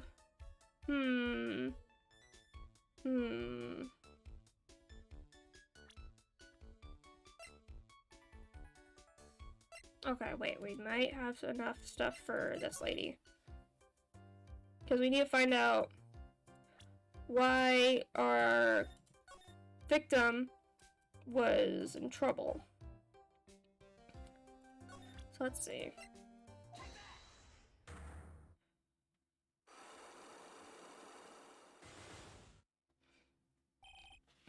Glenn's troubles. So how about you tell me what kind of trouble Mr. Elk was in? I'm sorry, sir, but we don't deal with troubleshooting here. Perhaps you would like to speak to someone in customer service. What's she talking about? I guess I'd better just take a shot and see where it gets me. Miss Basil, let me ask you something. Did Mr. Elk's struggle have something to do with this? His betting? Yeah, I'm betting a bunch. What is that? A bunch of horse racing tickets. All losing ones. With that many tickets, you could get $1 at the recycling center. You good people are very, very bad. Cashing in on others in misfortunes is immoral. Is that a whiff of hypocrisy? Oh my god. Hypocrisy I smell. Oh my gosh. But what is the relevance of these tickets? The victim, Mr. Glenn Elg, he had a gambling habit, didn't he? I don't think that's a logical conclusion based on the facts. Everyone likes to go to the races from time to time. Yeah, but not everyone buys as many tickets. Anyway, I don't believe that proves anything on its own. You're right, but I'm not through yet. Mr. Elg's gambling wasn't restricted to horse races, was it? Oh, right, would it be this? No. Okay, it would be this one. Yes, I think. Or maybe this. Try this.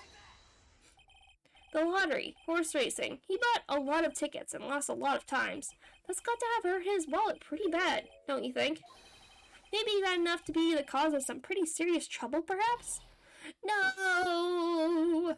You are right. Glenn did have a gambling habit. You good people must not follow his example. Do you understand? Trust me, even if I wanted to, I don't exactly have the money to buy any. But if you win, there's no problem, is there? And Glenn had a winning ticket, didn't he? For $500,000? Yeah, but it's hard to imagine how he could have been in trouble then, isn't it? He got murdered. Right? It's true that Mr. Elg won $500,000 in the end, but that was his first stroke of good luck. He was in deep trouble before that. Deep trouble? What do you mean? Mr. Elg's real problem was with someone or something more terrifying and ferocious. If you're talking about ferocious... Furio Tigre, the boss of a loan office called Tender Lender. Tender Lender?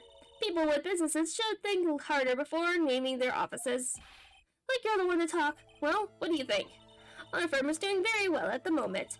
I don't think we need to borrow money. No. I mean about Mr. Elg. You think Glenn had something to do with this Furio Tigre? Yes. I'm sorry, I don't know of any connection between the two of them. Really? Because I've got proof that Mr. Elg and the Tigre knew each other. Do I?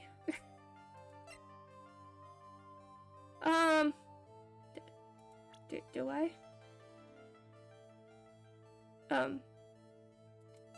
Is there some kind of like loan? Wait, hold on a second. Don't we have some kind of like loan thing that proves that or no? That has to do with Tigre and the Cadaverini.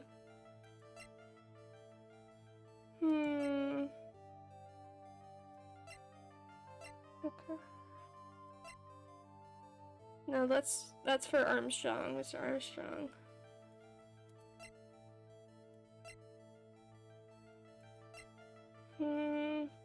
I've got proof that Mr. Elk and Tiger knew each other. Do I have proof of them knowing each other? I don't think I do.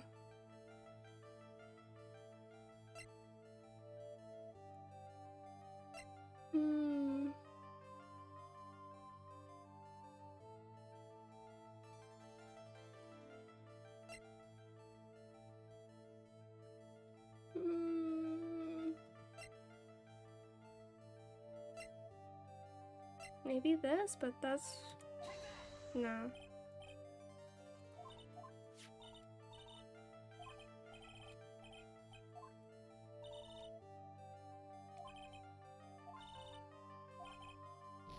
Yeah, no.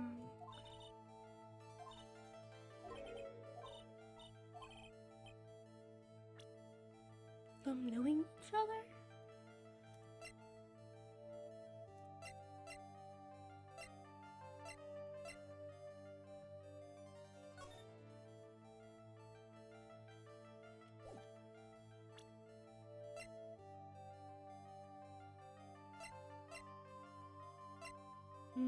Yeah, I don't think we have anything for that.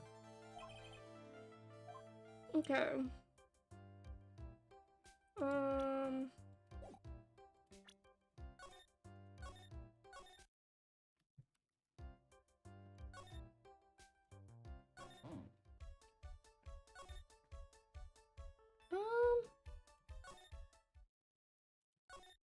Can we ask him about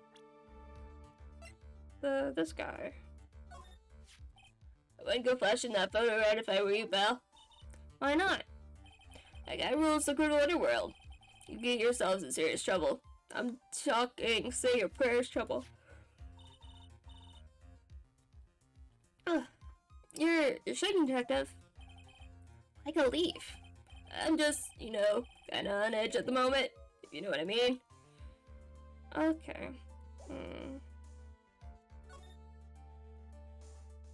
If I go here? Nothing? Okay.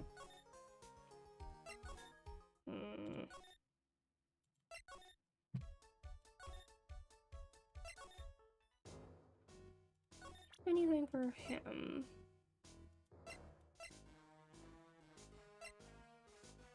I wonder, does he know about this guy?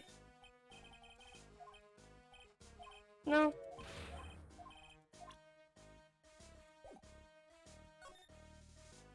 So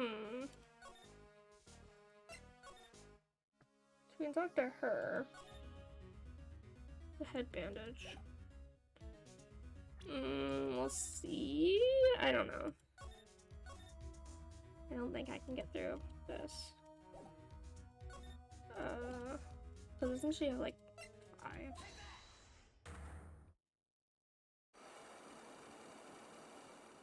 She has 4. Yeah, that's gonna be tough. Let's see. You said that bandage around your head was from an operation? You also said you suffered a fatal injury to the head, correct? Yes, the operation was very difficult, apparently. Now, by fatal injury, you mean you were hurt very badly somehow, right? Hee. Did the injury in question have something to do with this? The bill. Yeah. I hear a car repair bill. From this, it seems pretty obvious that this car was involved in an accident. Let me see that. This bill is made out to the Cadaverinis. Yes, it is. I don't think I ever introduced myself. Tell me, what do you think the Cadaverinis have to do with me? Something else tells me she's not about to say hi and introduce herself. Alright, your relationship with the Cadaverinis is very strong, that's why. Because your grandpa. I know exactly who you are, Viola Cadaverini. You sustained that injury in a traffic accident, didn't you? Okay, 1. It happened about 4 months ago. I was driving in one of our family's cars when someone pulled out in front of me. Oh. It was a motorbike or something like that. I don't remember it much. Anyway, I swerved to try to avoid it, but...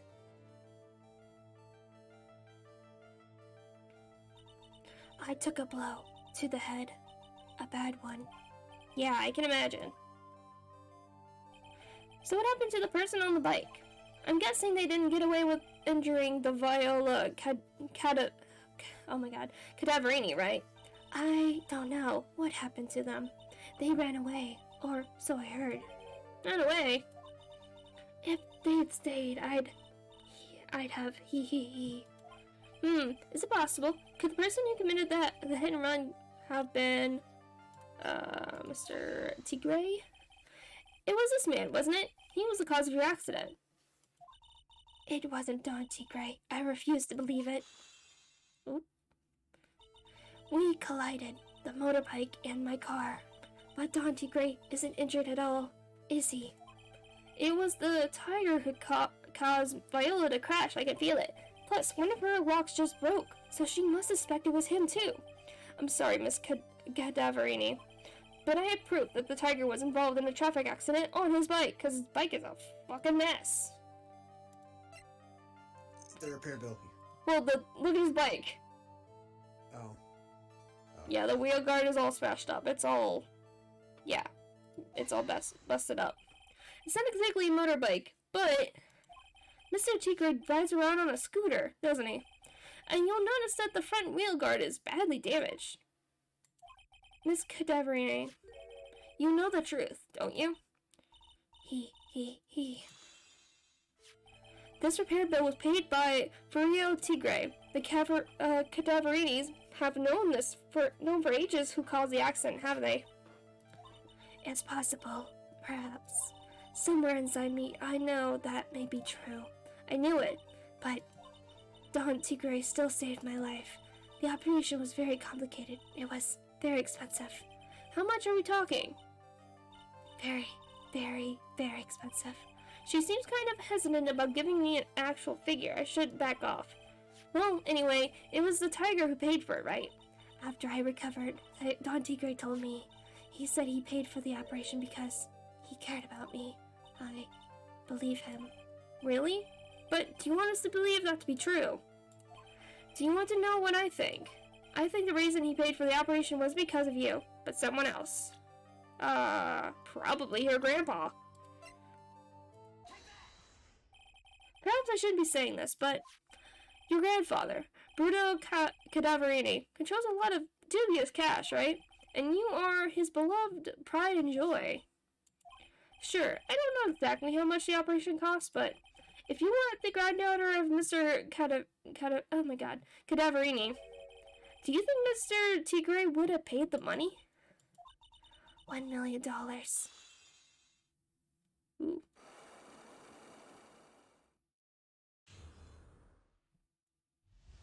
Alright.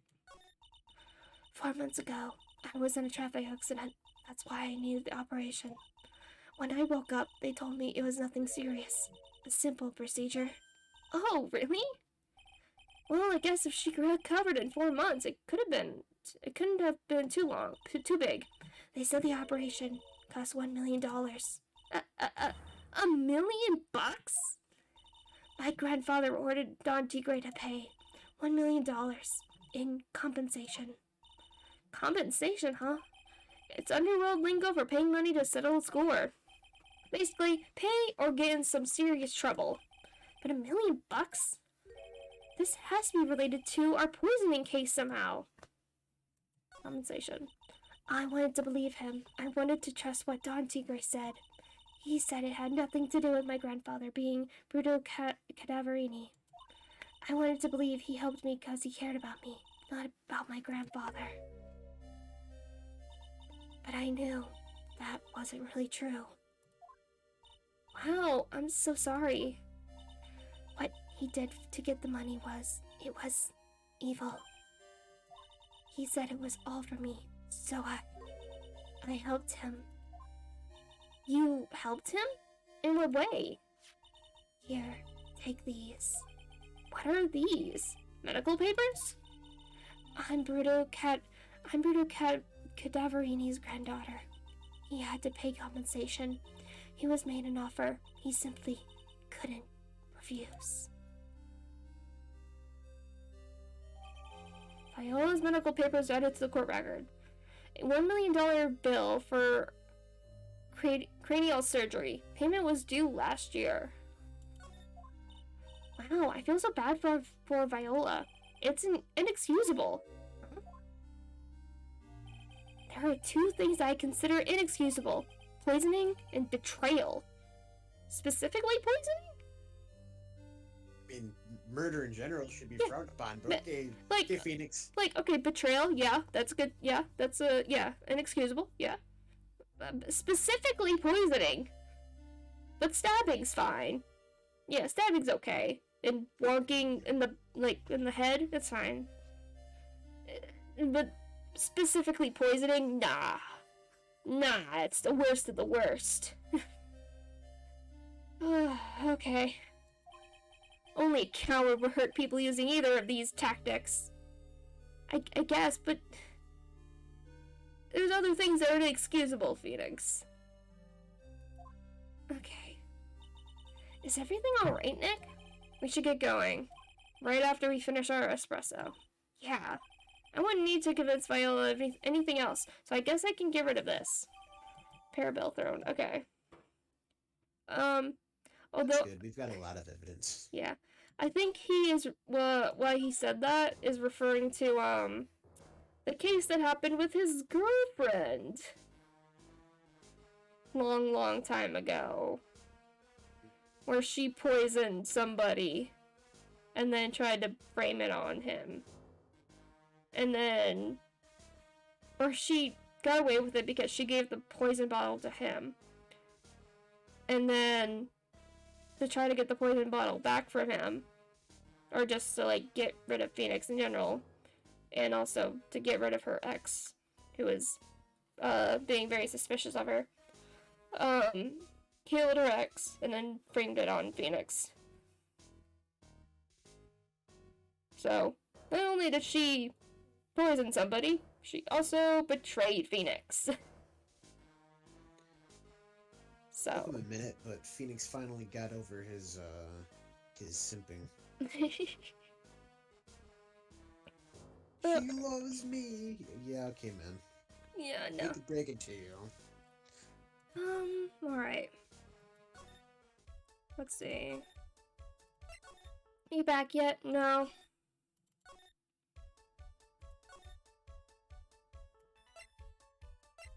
No?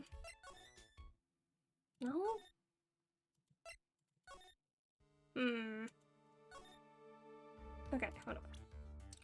What was the last thing we got? We got this. Okay.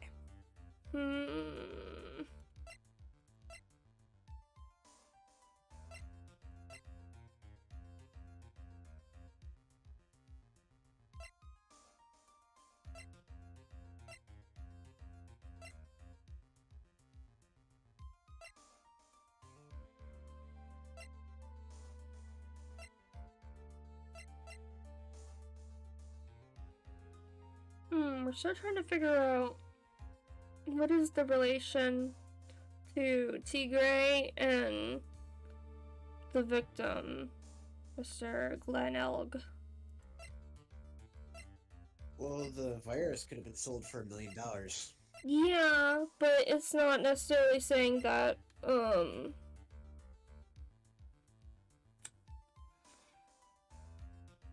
maybe, I don't know, did he make the virus? Maybe, okay, we'll go, try that, so I'll move, go here, go back here, try this again, okay.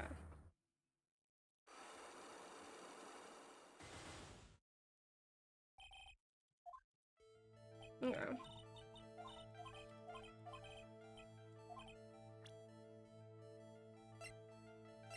So these.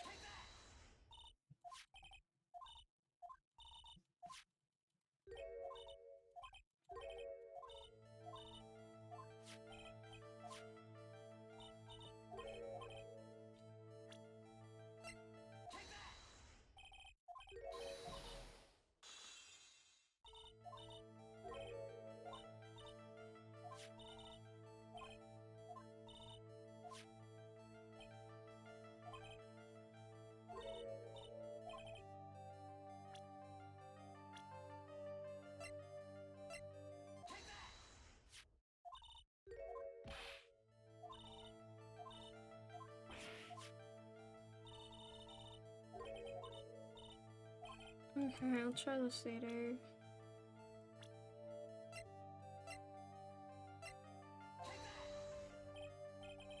No?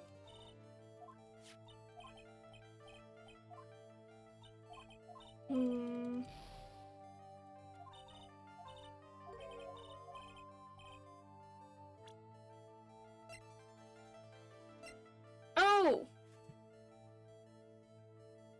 It was right here.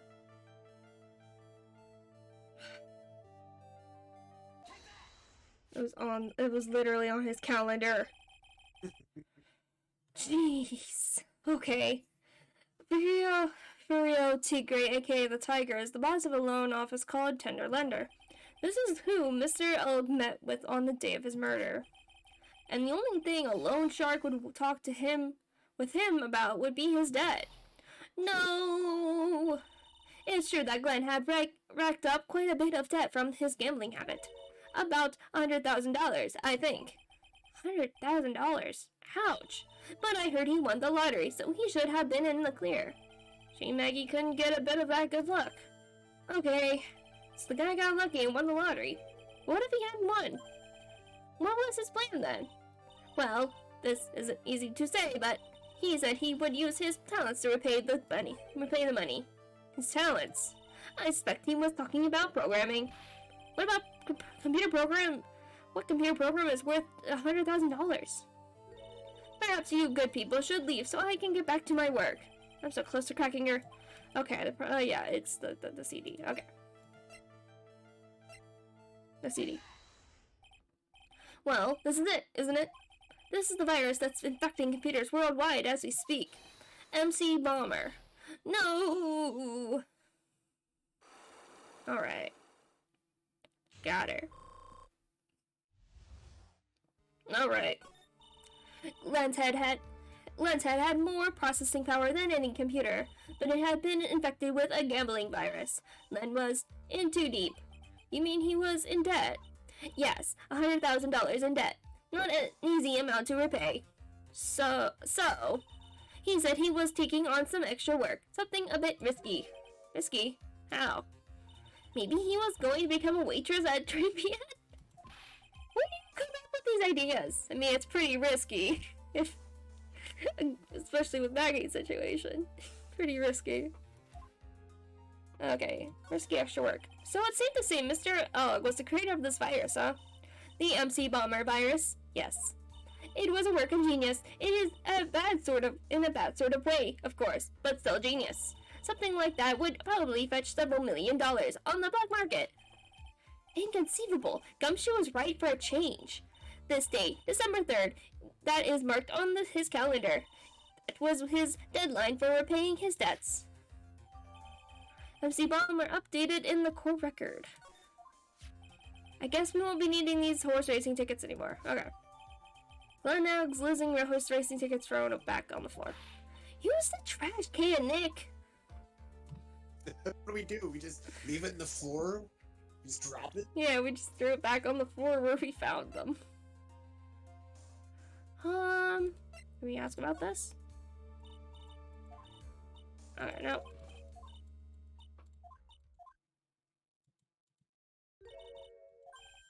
Okay. Okay. Can you ask me more about this?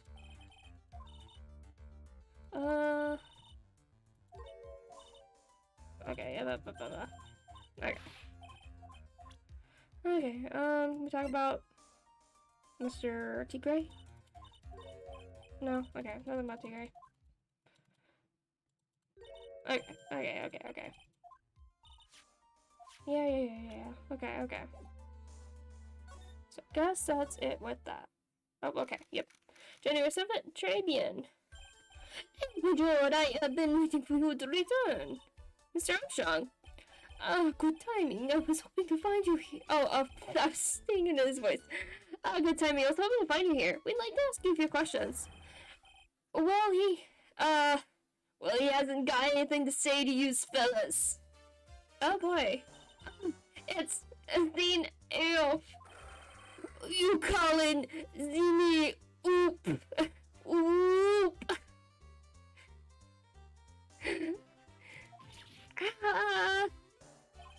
I'm out from under the table already, Maya. Okay, hand it over. What? You want to play games with me? I don't recommend that. The medical papers, now. Uh-oh, I think he wants Viola Cadaverini's papers back. You mean this, the $1 million medical papers? Miss Cavarini trusted you. That's why she said that she helped you. Forget about it. That goes to my Dan Enigble. Yous wanna know what's sad? I'll tell you yous what's sad, and it ain't only your face. She thinks she's got power 'cause she's Bruto's little girl. Now that's sad. I can't let you have these papers. Tomorrow in court, I'm going to expose what you did to get the $1 million you used to pay this off. Are you crazy or something? I don't care if you want to give it to me or not. There's two of us here. You got that too.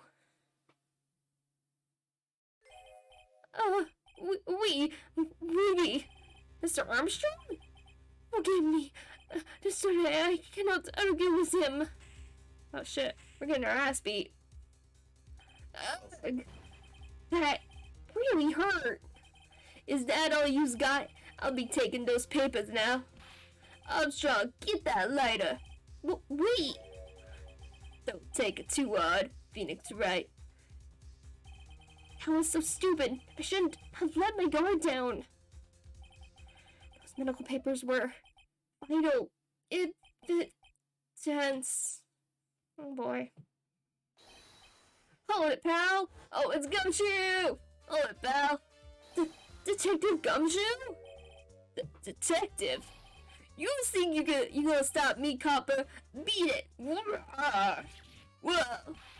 Come on, Gumshoe. Keep it together. You guys, get out of here. Leave this guy to me. But, go, pal, and take this. If you get hurt, who's gonna look after Maggie, huh? Alright, thanks, Gumshoe. Wait, Nick, don't leave me behind. Hell yeah, Gumshoe. I'll get even with that guy tomorrow in court. Tenderlander's going down. Hell yeah. Let's get to court.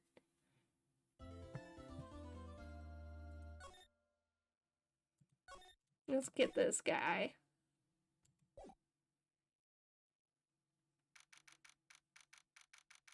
January 8th, 9:46 a.m. District Court Defendant Lobby number 1. Good morning, Mr. Wright. Good morning, Maggie. So, what do you think is going to happen today, sir? Yesterday's session didn't go so well and ended up on a giant mystery. That's true. And we still haven't solved a single part of it yet. Are you okay, Nick? Huh? Oh, yeah. Of course. I saw that little flash of doubt in your eyes. No, that wasn't doubt. That was, determination. Why don't I believe you? It's nearly time, Maggie. You'd better get going to the defendant's seat.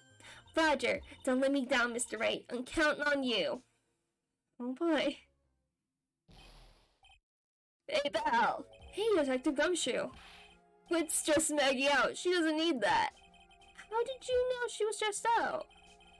I was watching through the doorway. Oh. You look like you lost the case already. Show a bit of confidence, will you, pal? Here, a little help. Huh? Have you taken up aromatherapy too? Not in a million years, pal. Don't tell me that you don't remember this thing. Come to think of it, that doesn't look like one of those aromatherapy bottles. This is a small bottle that turned up in Trey Bien's kitchen in a couple days ago. Wow, look at all these little bottles. Oh, they're aromatherapy oils. He's got so many, they're all falling onto the floor. Hey, wait a minute. There's one bottle that's different from all the others. Well, what do you know? It doesn't have a label either. And sniff, it doesn't smell good. We finally got the analyst results back from the lab. So, what is it? Is it the poison? I'm afraid not, pal. It's medication. Medication? Oh, so that's where the medication went. Yeah, for years. Topical use only, apparently. For years? You mean... Yeah, that's the medication Glenn Elg was using for his ruptured eardrum. What was Glenn Elg's ear medicine doing in the kitchen? Unidentified fingerprints in the kitchen, okay. What about the unidentified fingerprints? Anything on that? Someone screwed up, so they only had time to analyze the contents of the bottle. Another hour, they may have gotten on the prints, but... that's going to weaken its impact as a piece of evidence. Okay, pal, this is it. Make sure your defense is, impregnable today. Got it? Today's trial. I'm gonna expose that guy for what he's done, or my name isn't Phoenix Wright. January 8, 10 a.m., District Court, courtroom number 4.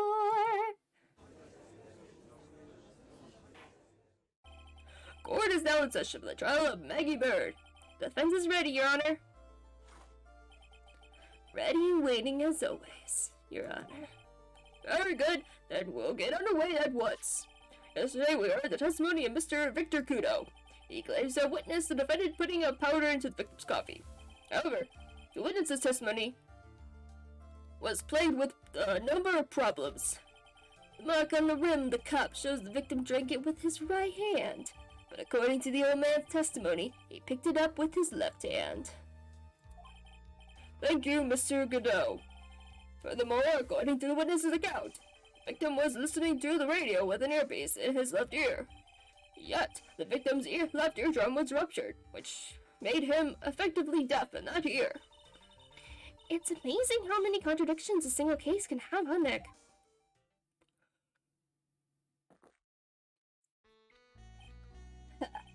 Allow me to enlighten you, Your Honor. The world, you see, keeps turning, and we must turn with it. You've lost me already, Mr. Go. Don't let the mysteries of yesterday mystify you today. Only losers think like that. You've got to change with the times. That's one of my rules. Are you implying that you've resolved these contradictions? You know the answers to these riddles? The old guy wasn't just throwing seed in here. He was throwing us off the scent. And today, I'll prove it. Very well. Let the first witness take the stand.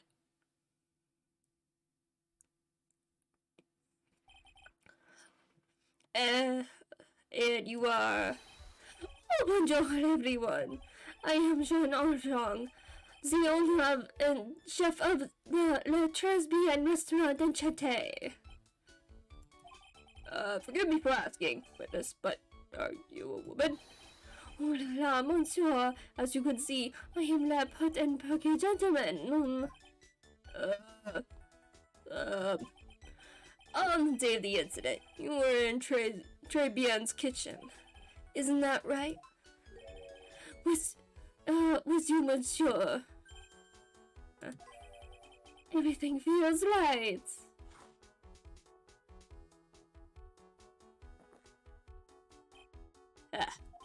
Wow, he's totally unfazed. Doesn't anything intimidate this guy?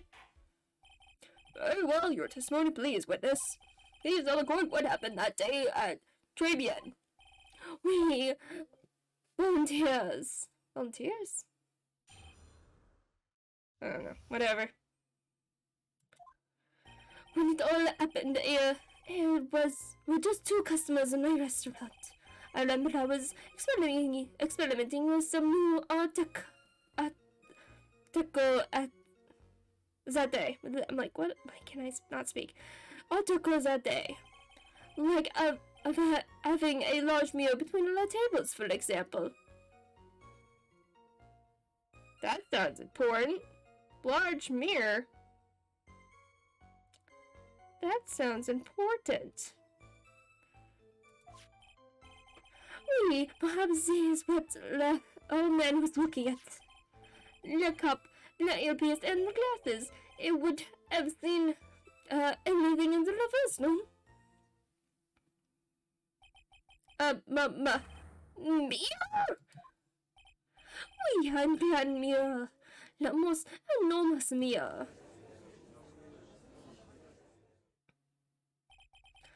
And suddenly, the mystery disappears. Like I said, the world keeps turning, so roll with it. That would explain the coffee cup and the earpiece conundrum. Mirror would have made everything appear back to front. What the heck? It's way too early in the morning for this to be happening to me. Now then, Mr. Wright, you may begin your cross-examination. Oh boy. Trays beyond. What it all happened is just 2 customers in my restaurant. Okay, right now present. Just press on it. And who are the 2 customers exactly? Yes, of course, the young man who died. And the other not so young man. You are referring to yesterday's witness, I presume? What about the other man Maggie says she saw at the table? Something tells me Mr. Armstrong isn't planning to disclose his existence. We need some hard evidence first before we can bring him up, don't we? I guess I'll just have to try a different approach for the time being. Extending with some new art deco that day. You were experimenting with art deco? How come I never heard about that before today? You are not familiar with the language of interior design, monsieur? Please stay on topic. Now, why didn't you tell the court about this before? But I did, just a few moments ago. Excuse me, Mr. Armstrong. This deco you mentioned, are you referring to some sort of, doctor? Decoture? Decoture? No, not Art Deco. It's a style design, Your Honor. He's talking about interior design. Walls, ceilings, carpets, that kind of thing. Ah, yes, of course. That deco. I was trying to achieve a more effeminate look for my restaurant. I was planning the most bold remodeling of le decor. Like adding a large mirror between the tables, for example. How big of a mirror are we talking about here? Oof, something something about 4 meters wide and, wait, about 2 meters, let's see, 1 meter is about 1 yard. Holy glass in a frame! That's huge! I don't know why that's so funny. Holy glass in a frame.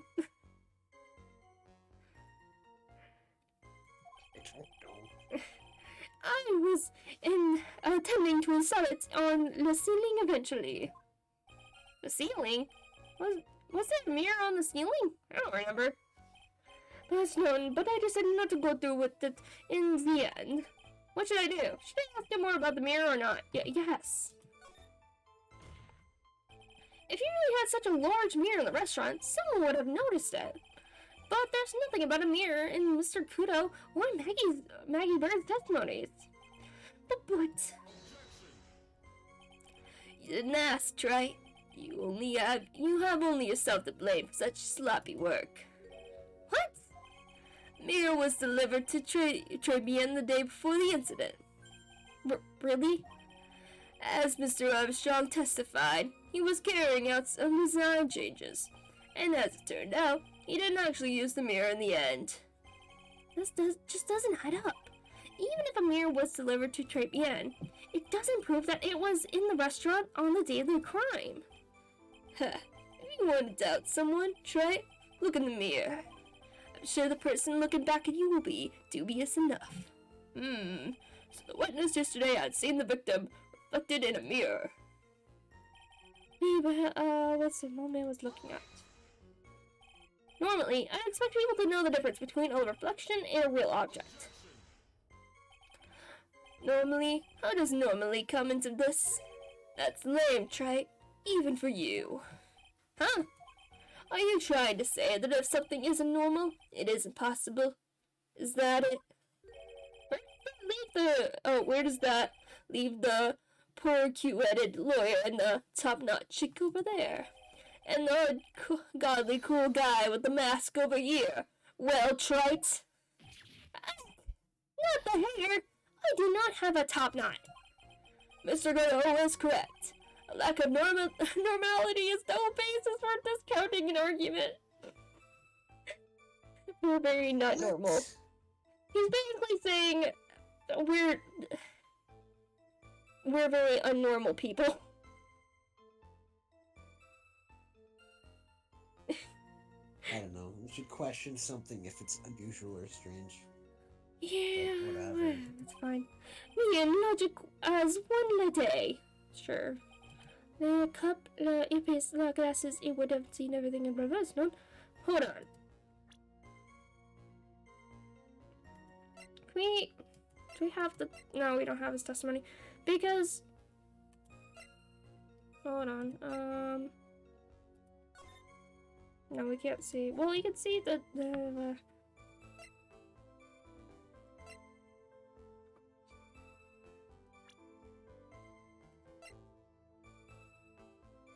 Yeah, he still has it on his left side. Yeah, it's still on his left side. The coffee cup, the earpiece, and the HMD.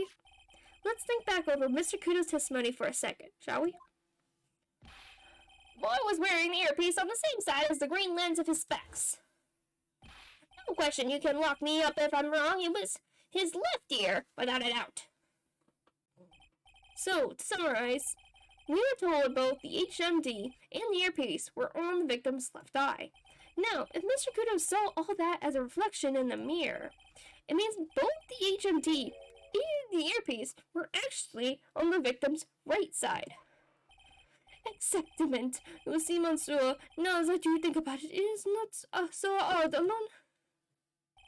Unfortunately, that's where we run into a monumental contradiction with the facts. If Mr. Kudo really did see everything in a mirror, why is it that the HMD is now on the wrong side of his head?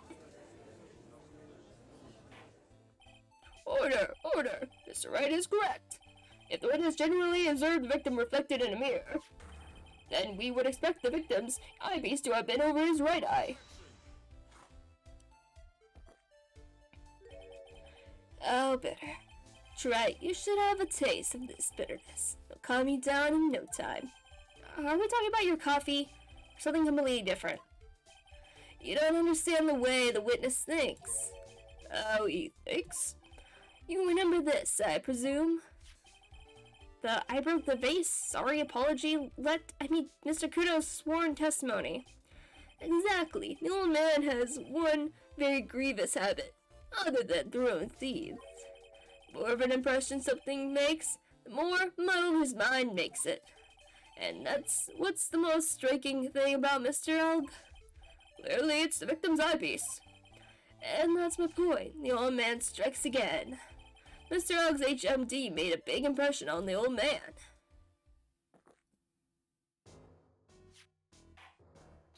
I saw the earpiece and those new-fangled spectacles he was wearing. Oh yes, they were both on his left ear. Do you hear? His left ear! Well, try... That's the worst but best impression of Kudo ever. I didn't do an impression. Oh well. Wow, I really thought he was this old CD for a minute there. God, it was good. Enough. I must agree that yesterday's witness was irresponsibly rash in much of his testimony. Bad luck, Nick. Looks like the boil of a contradiction you found is just a rash. Beer can't be beaten by a handful of seeds, or can it lie? So, what exactly was the old man looking at? Listen, Mr. Armstrong. Go on, tell the court. We're all ears. I can't explain. Please, if you would look at the plans of the restaurant. Okay. Was everyone sitting comfortably? Lemon, it was in the middle of the restaurant, dividing the two aisles. There is only one seat from which you can have seen an image of the victim. That was the seat at the table next to the victim's. That was where the old man was sitting. After the table incident occurred, I moved Lemire so it was not in the way.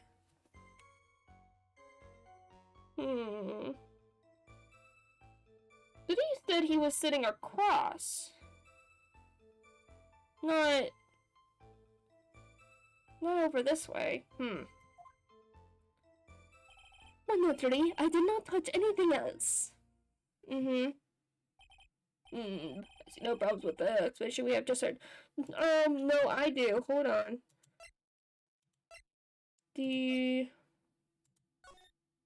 That vase isn't broken. He said he broke the vase. That vase isn't broken. It's right there. Yeah, it's not broken. There. It's standing up. No, he's full of crap. Yeah, they're fucking lying. I see no problem with the explanation you have just heard. At the table next to the victims, Mr. Kudo could have seen the victim in the mirror. What a naughty little croquette. I am confusing all Z-men like this. Don't worry about it. We can keep up, except for the guy breaking out in a cold sweat over there again. You shut up. I hate that guy. You said you didn't touch anything else apart from the mirror. Are you quite sure about that? Volunteers, of course. Very well, Mr. Wright. Your cross-examination, if you please. Yeah, he's full of shit. That's my cross-examination.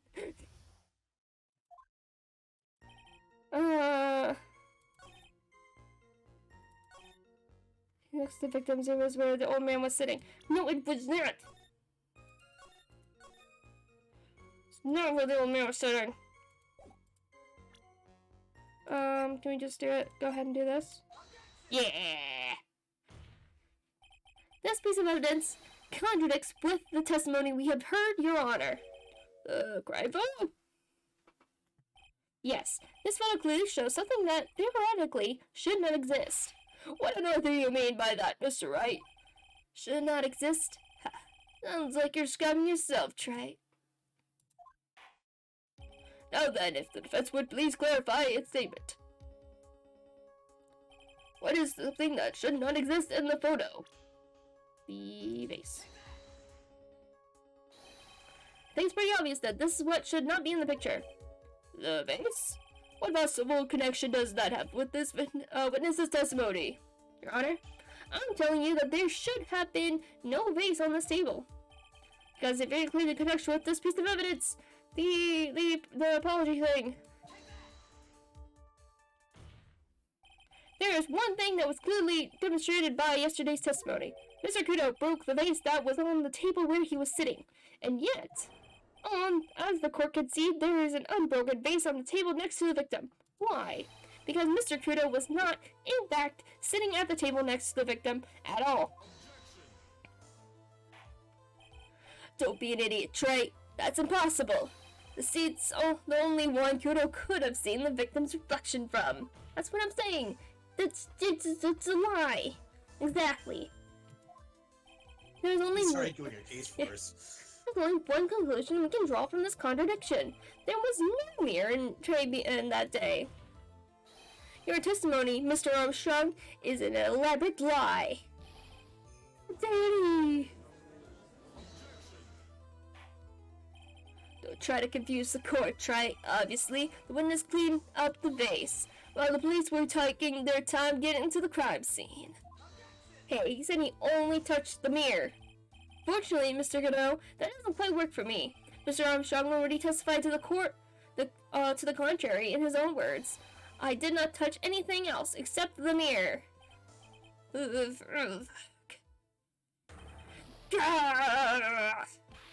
Well, witness, what do you have to say for yourself? Simple. I was right. There was no mirror at the restaurant that day. In light of this revelation, we return back to the original problem. Why did the victim have an earpiece and an ear which he couldn't hear? You only get one shot in life. There's no turning back. If you want to claim that mirror wasn't there, Trey, then this problem is all yours. How do you explain what the old man saw? If I can answer this, then I'll be that much closer to the truth. I can feel it. Are you going to be okay? Can you really solve this contradiction, Nick? Maybe? Maybe? I don't know, man. There's more than just one thing, than just this one contradiction, Maya. What do you mean? Remember what Maggie told us? There was another man at the victim's table, and there was a sampled CD on the victim's table. It all files in the face of Mr. Kudo's testimony. And I think I know the reason why nothing in this case is adding up. Well, Mr. Wright, let's hear your answer. Yes, Your Honor. The reason behind all the contradictions in Mr. Kudo's testimony is simple. Oh, right. This case is riddled with contradictions. Yet, there's one very simple answer that clears them all up. And that is, the incident Mr. Kudo witnessed and the incident the victim experienced were two completely different events. What? Yes, the victim that Mr. Kudo saw wasn't Mr. Glenn Elg at all. It was an imposter, a phony pretending to be Mr. Elg. Obviously, unlike the victim, there was nothing wrong with the imposter's left eardrum. That's how he ended up wearing the earpiece in his left ear by mistake.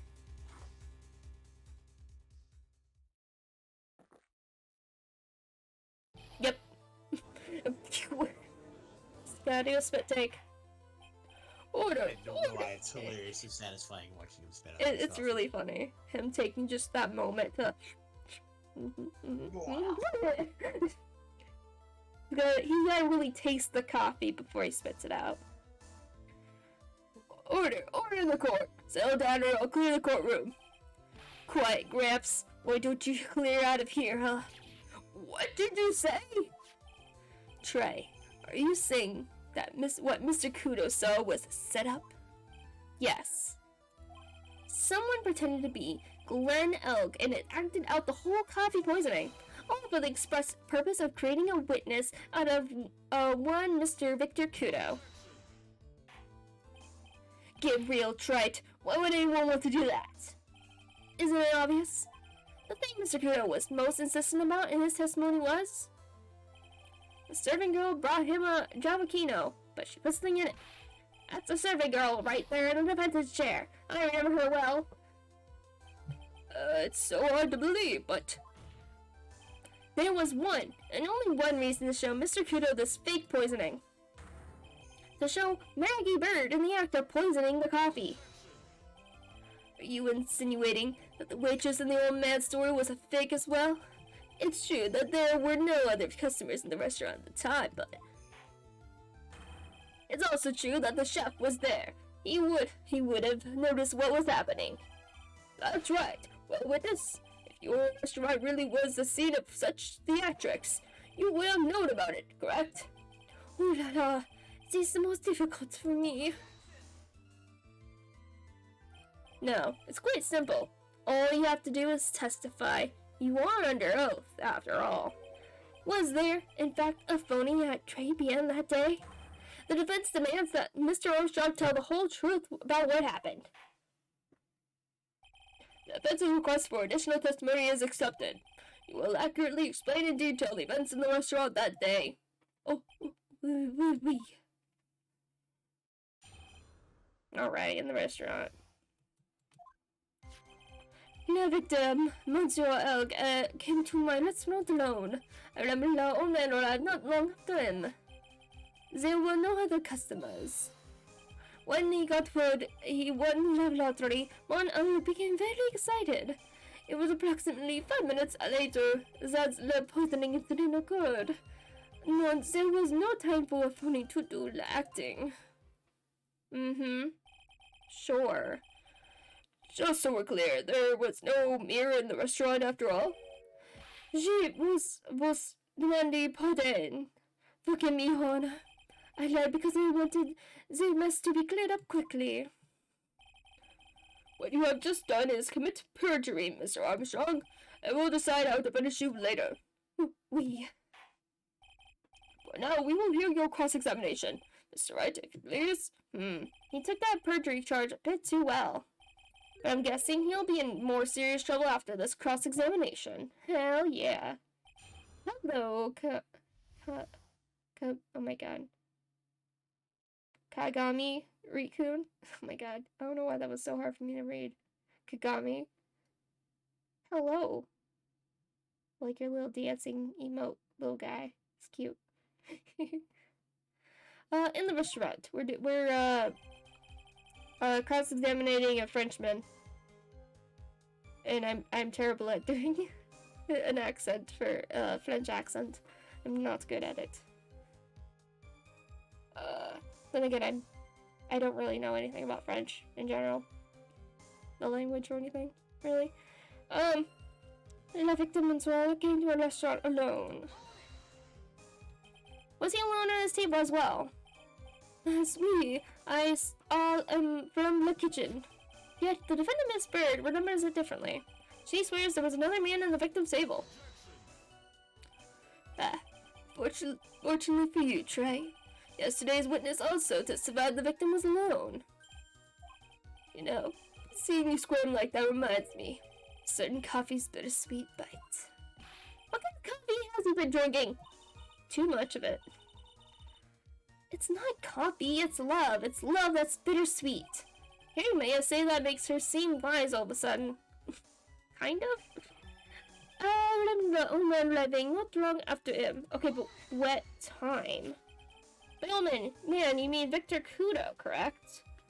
He's not saying the time, that's gonna be important. How are you? I'm good. I'm actually doing real good with this trial. I'm like, hell yeah, I know what's going down. Hell yeah. It's not so much I'm like remembering stuff, it's more of like I'm figuring it out.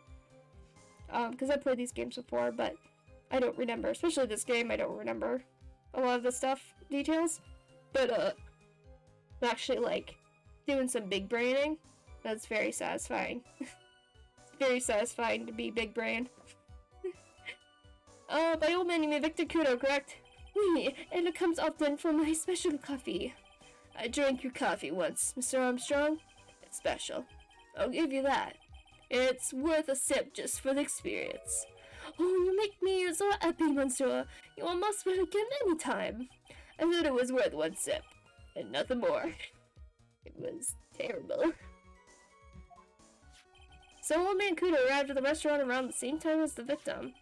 Maybe I should ask about his arrival in more detail. Yes! What time? Out of curiosity, about what time was it when Mr. Kudo arrived? Oh no, I cannot remember, Monsieur. What? I believe we were told by a witness yesterday. The crime was reported at 2:25 p.m. by a kind of scary old man, sir. Ooh. That's a big difference. I'm gonna be half paying attention because spoilers. That's fair. That's no problem. You don't have to pay attention too hard. You can listen to my ridiculous voice. Does that perhaps jog your memory, witness? An incident happened around 20 minutes before it arrived. So the victim must have arrived between 2 p.m. and 2:10 p.m. No?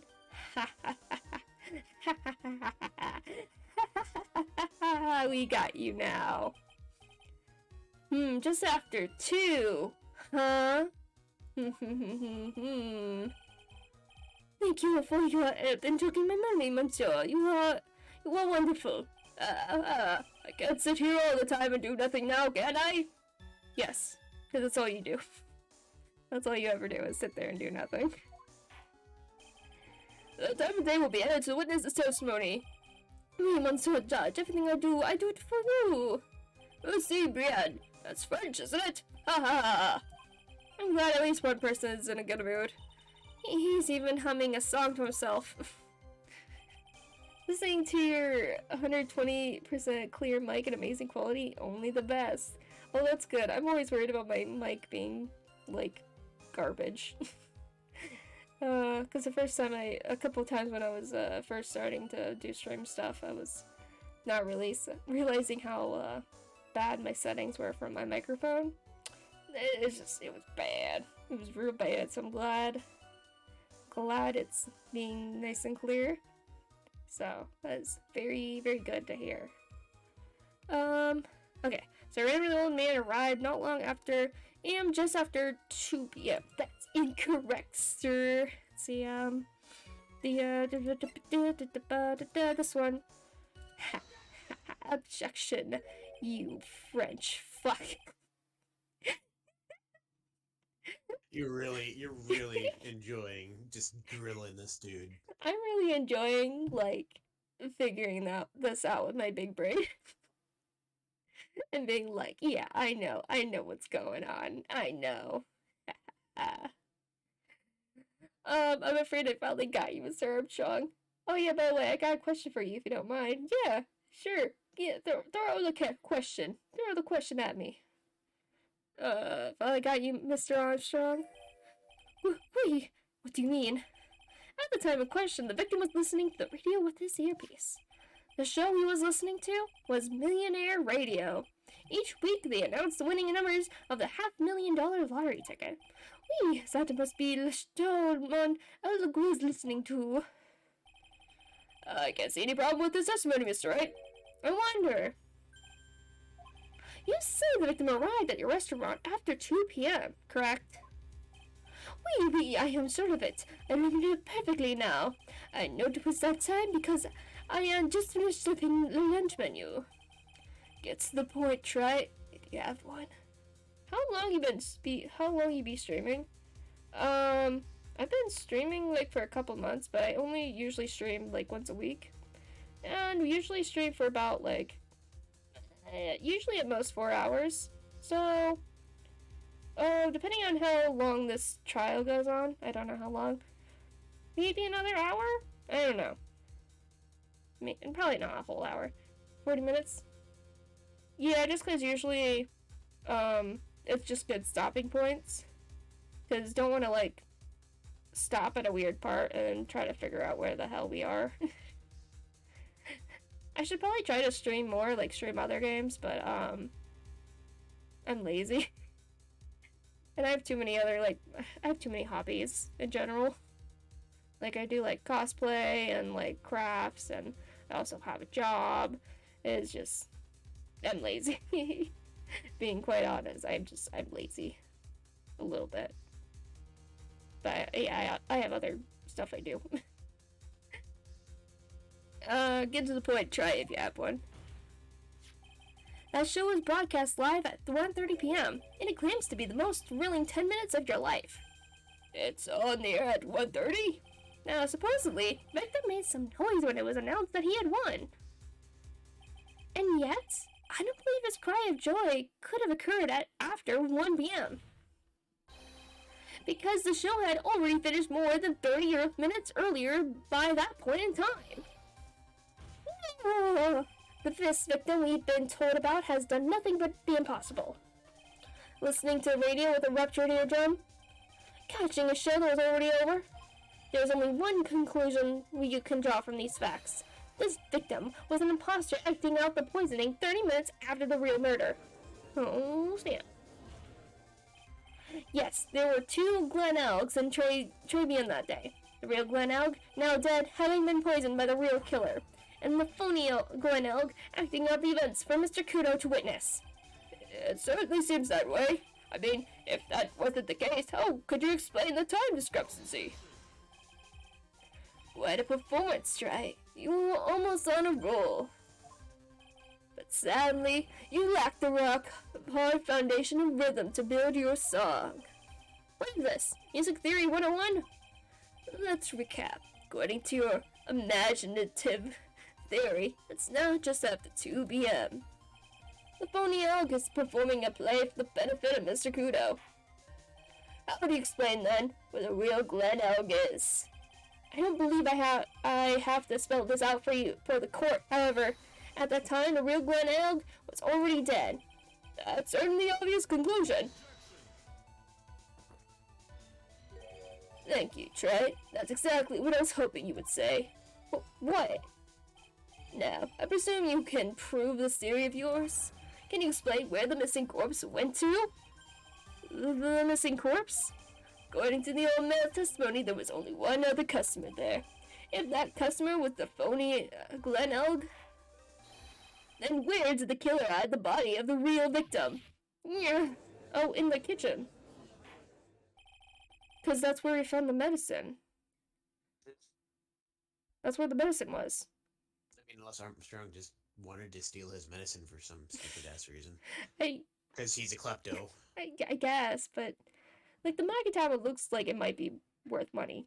Because it's all shiny and stuff. But I don't think a little medicine bottle would be worth stealing. But... yeah, I'm pretty sure. It's... yeah, anyway.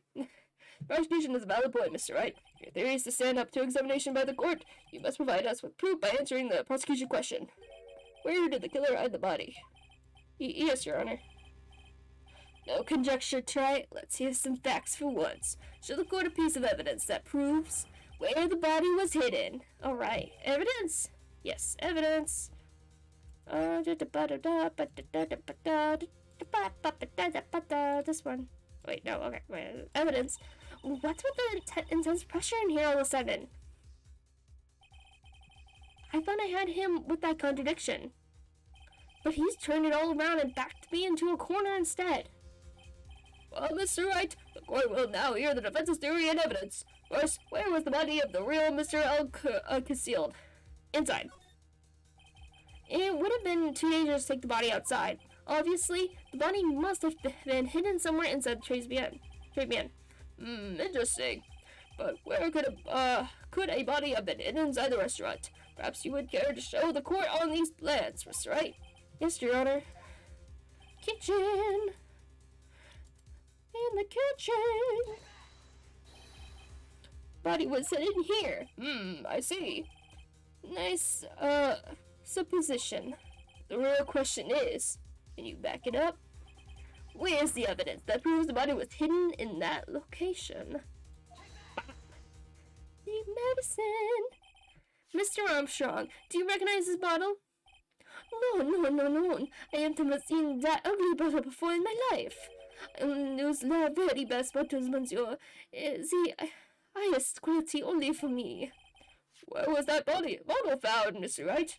Interestingly enough, Your Honor, it was found in the kitchen of Trebian. What? But I only ever use the bottles for my aromatherapy oil. But this bottle doesn't contain aromatherapy oil, Mr. Armstrong. No, it contains a medication. What kind of medication? I'm sure everyone remembers, don't they? That Mr. Ugg visited, in, oh my god, a near, oh my god. Oh gosh. Otolaryngological. Otolaryngological clinic. Oh my gosh, why does it have to be so long and annoying to say? Because reasons. Why can't they just say ear doctor? Because they have to be fancy, that's why. But, Come on, the localization team need this money somehow, come on. Okay, visit that day. You can't be serious. Defense had the contents of the bottle analyzed, and I have the lab results here. The contents of the bottle matched the prescription that was given to Mr. Elg. Glenn Elg's murderer hid the body in the restaurant kitchen, at which time this bottle fell out of the victim's pocket. Mr. Armstrong, when the incident occurred, did you say you were in the kitchen? He was in the kitchen with the body. He was in the kitchen, I know. He was in the kitchen with the body. 'Cause the medication says so. But do. Yes, you know what I'm about to say. You hid the victim's body. You did a fine job pretending to defend my client, Maggie Bird, and yeah. However, you were setting her up to take the fall behind the poor girl's back.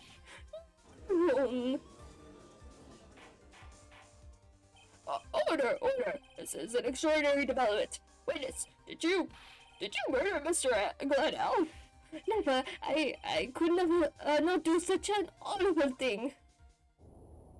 Oh gosh, he's gonna blow. Oh no! Mr. Godot? Bitterness. Oh, he's okay now. You okay, Mr. Godot? You okay, dude? The bitterness. Every time I get lied to, I always down a mug of coffee. That's one of my rules. Do you have the slightest idea how many cups you've had by now?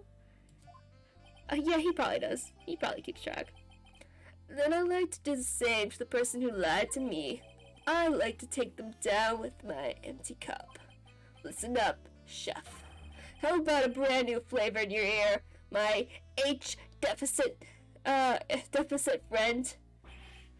Hold on, please, you must hear me out. It's just a trap, listen to me. Por favor. Yo hablo Yo hablo español. Which means I speak Spanish. Yo hablo español, Mr. Armstrong, and por favor in Spanish. I'm only going to ask you once. Did you do it? None. Absolutely none. Let's hear it. You got one shot, right, Gramps? Witness, the court will permit you the chance to make one final statement. If you lie under oath again, Mr. Godot's coffee mug awaits you. Oh, shit. As does my gavel. It is clear. What do they always say in the movies? I've got a bad feeling about this. Yeah. Very well, begin your final testimony, Mr. Armstrong. Alright. The confession. Ooh. It is true. I had the body in the kitchen. A man forced me to do it. I had no choice. I had to go along with him because there was a reason why I could not refuse. But I did not kill him. I swear, you must believe me. You were forced by who?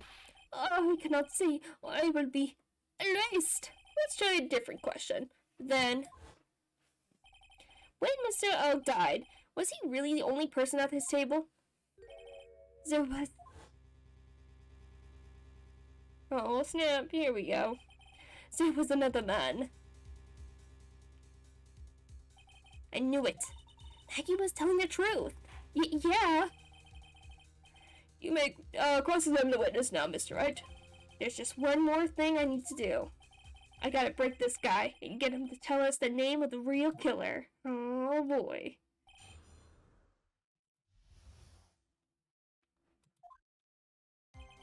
Just about to get my forced me to do it. I had no choice. Okay. What man? Who was he? No, I cannot say. I fear for my life. He's really scared. You'll just have to put the words in his mouth, Nick. Yeah, you're right. If he won't tell me, I'll tell him. But why would you go along with this man?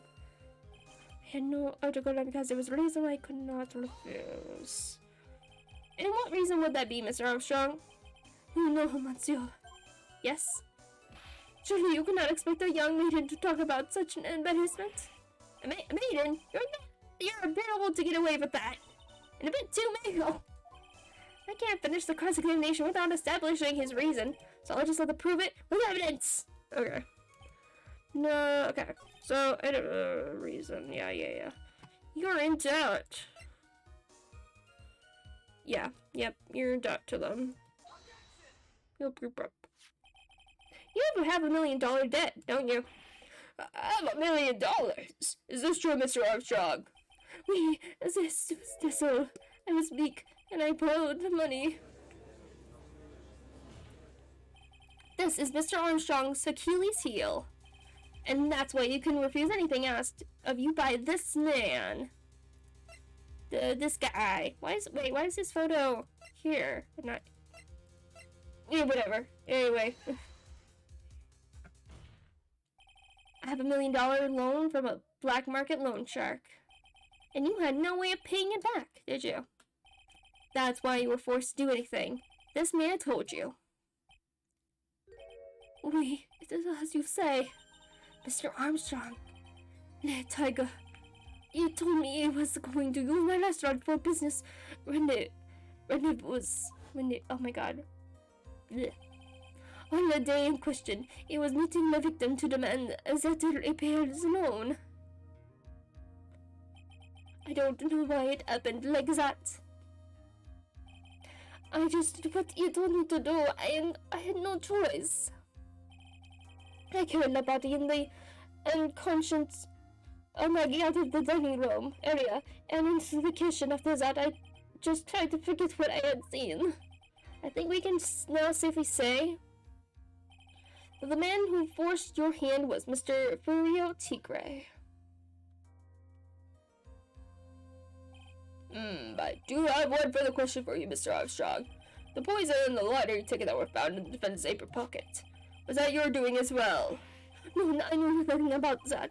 Making it look like it was Maggie, and that I was not. It is despicable. Mr. Godot, you will summon this Furio Tigre as a witness. I doubt that can be arranged today, so we will adjourn for now. Proceedings will continue tomorrow. 30 minutes. What? Job will go on. I'll see it to myself. Oh, okay, we're still going. I need half an hour to get that guy on the stand.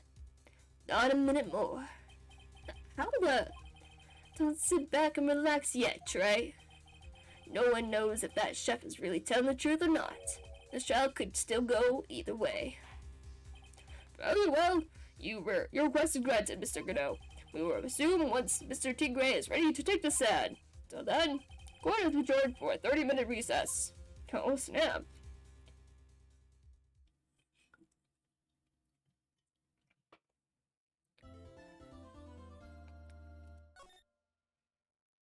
Alright, so we get to speak to Mr. Tigre.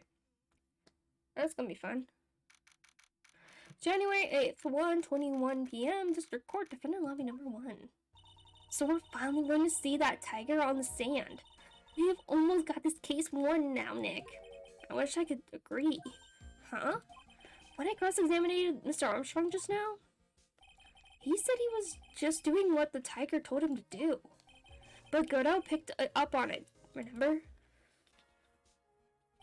He pointed out that without proof, We don't know if what he testified is the truth. You mean you think Mr. Armstrong was lying? I don't know, but if that's the line the prosecution takes, we could be in trouble. I get the feeling that we don't have the case-making evidence we're going to need. Hey, pal. Detective Gumshoe. Why are you so jumpy about, Detective? Your hair's standing on end. Hey, that's the pot calling the kettle black, little Miss Top Knot. It's not a top knot. Never mind about the hair, just calm down, alright? I can't stand still when I don't have a job to do. I kinda got wound up. No kidding. You gotta have something you need me to do, pal. Anything. Well, hey, I'm gonna take a jog back to the precinct. I can get some prints analyzed for you if you got an hour. An hour? The trial will be reconvened by then. But Nick, we still don't have a really decisive piece of evidence, right? True. Without some kind of trump card to pull out of the bag, we're really stuck. You said you could get some fingerprints analysis done in an hour? You bet. In that case, would you mind checking the prints on this for me? The medicine? Yeah. If we're going back to the station anyway, could you find out whose prints are on this? Oh, hey. That's the small bottle I gave back to you this morning, right? Yeah, I think it's the time we solved the last mystery of who the prints are on it belong to. Sure thing, Belle. Actually, that's been knowing at me too. Small ball given to Detective Gumshoe. Okay, I'll get this off to the lab right away. Just make sure you don't lose the case before I get back. No promises. This is pretty much the final showdown, I guess. It's time to separate the phonies from the real guys.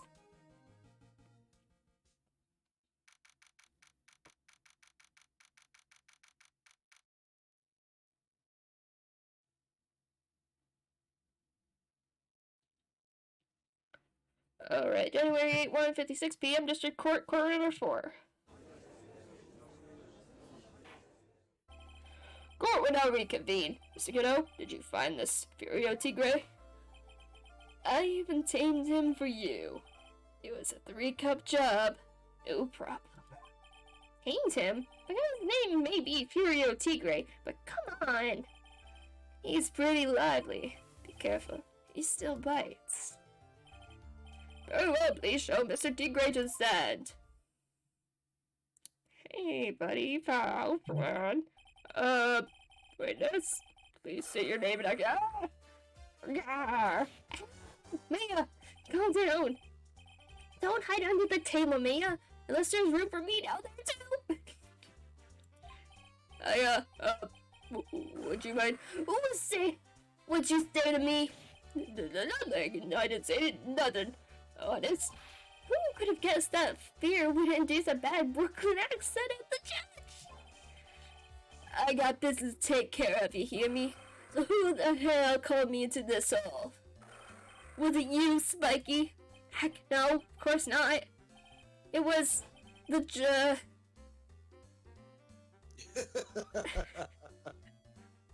He's gone. He's gone. Your Honor? Oh dear, I seem to have dropped my pen. Where on earth is it? Don't mind me, just carry on with the proceedings as normal. That's it. We're doomed. Maybe you just didn't hear me. I said, who the hell was it that called me in here? There's no need to shout. We can all hear you. What'd you say? There's no point struggling. You're caught in a snare. The relentless snare of the law. And I'm the one that holds you in. Grr. Too cruel. Don't let him get the better of you, Nick. Mia, get out of there. Let's start with the basics. You know about the incident in question, correct? Incident? I don't know nothing about no stinking incident, mask boy. You mean you didn't attend the previous trial of Maggie Bird? Maggie who? I got more important things to do than watch courtroom dramas. Of course. Well, perhaps you could give us your testimony then. Please tell us about what you did on the day of the murder. Phoenix Wright. You's the one who set this up, didn't you? You's gonna regret the day you ruffled the tiger's fur. You know what I'm saying? Oh, maybe I should have brought a diaper with me today. Come on, Phoenix. Get a grip, Nick. This is Maya. You are not one to talk. Tiger's alibi. I don't know nothing about no murder. I was tied up with business in December last year. Spent all of my time in my office. I got whales lined up to borrow cash from tender lender every single day. You want to check my alibi? Just ask Violetta. Oh, at least I found my pen. At last I found my pen. Very well then, Mr. Wright. Cross-examination. What was it? Please witness if you could breathe for shouting like that. I know the kind of games that guy in the blue plays. That lowlife ain't no lawyer. He just punches away at stupid details till he wins. That's what being a lawyer is. Yes, it's exactly what being a lawyer is. I mean, at least it's not Danganronpa where we shoot. We shoot the stupid details till we win. Anyway. But low life, me. Listen up, Smarty. Every time you ask me something that doesn't relate to the case, I'm gonna bill you $50,000, and you's gonna borrow the cash from me.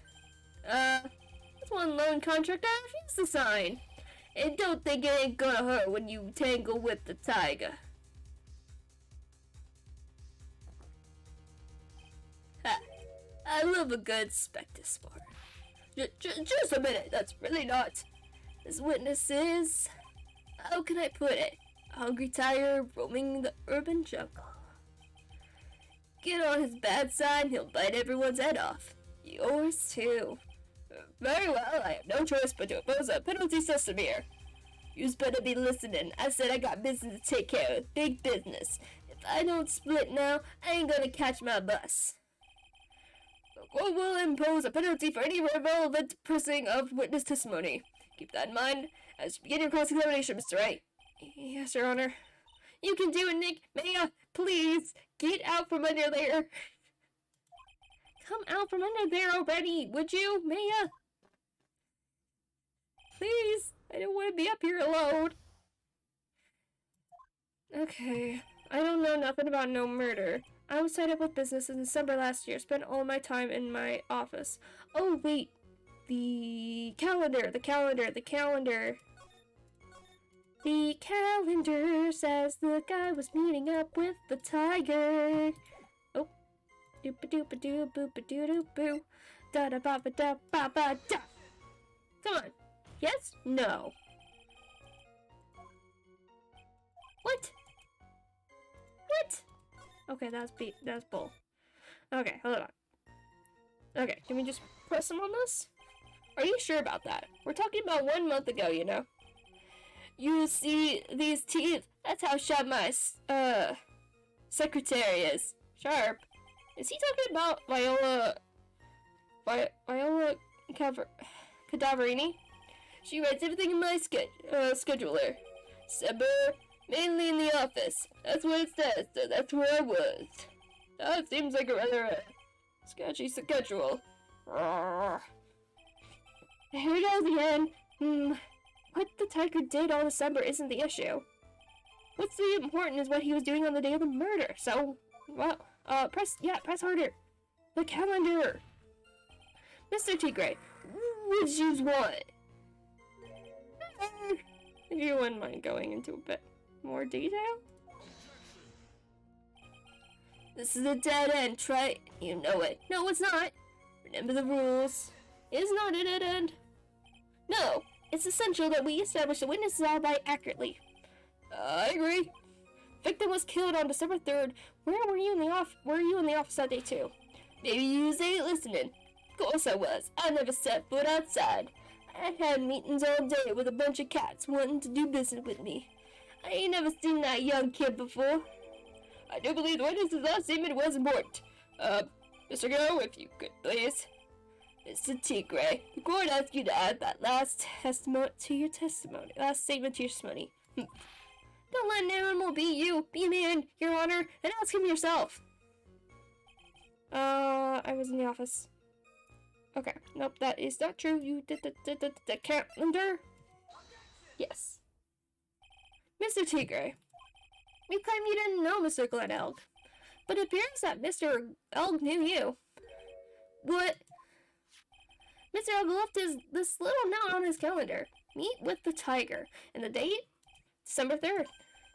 December 3rd? That's the day of the murder.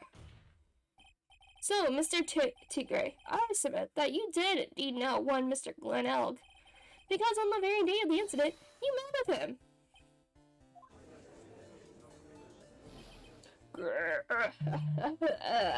Not bad. He was actually not bad. Sorry? I was just messing with you to see how good you were. Did you hear that, Nick? You said you're not bad. That's one compliment I can do without. Plus, he's lying through his teeth. Witness, please remember that you're under oath. Lies will not be tolerated. You was calling me a liar. Is that what you're doing? Ruh.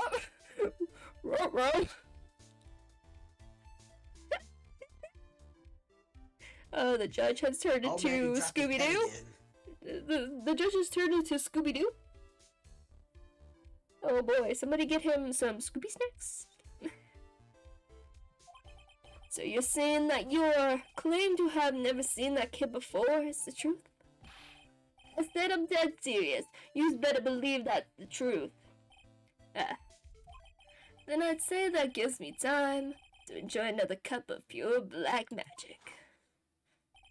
That is, while you testify for the court again, Mr. Tigray. Oh yes, would you mind indulging the court witness? You never actually met the victim? That's got to be a lie right there.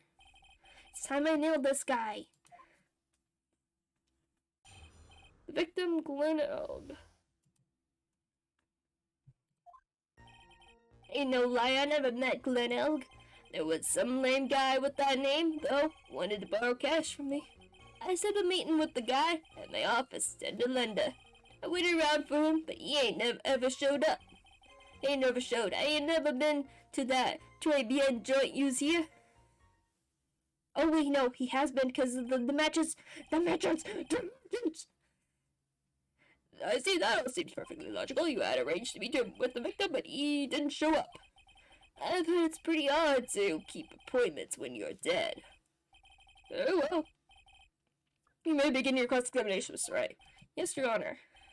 Didn't I tell you we got a big deal going down today? I ain't gonna make my bus now. I'm gonna have to take the express train. That bill's goes straight to you, right? Okay.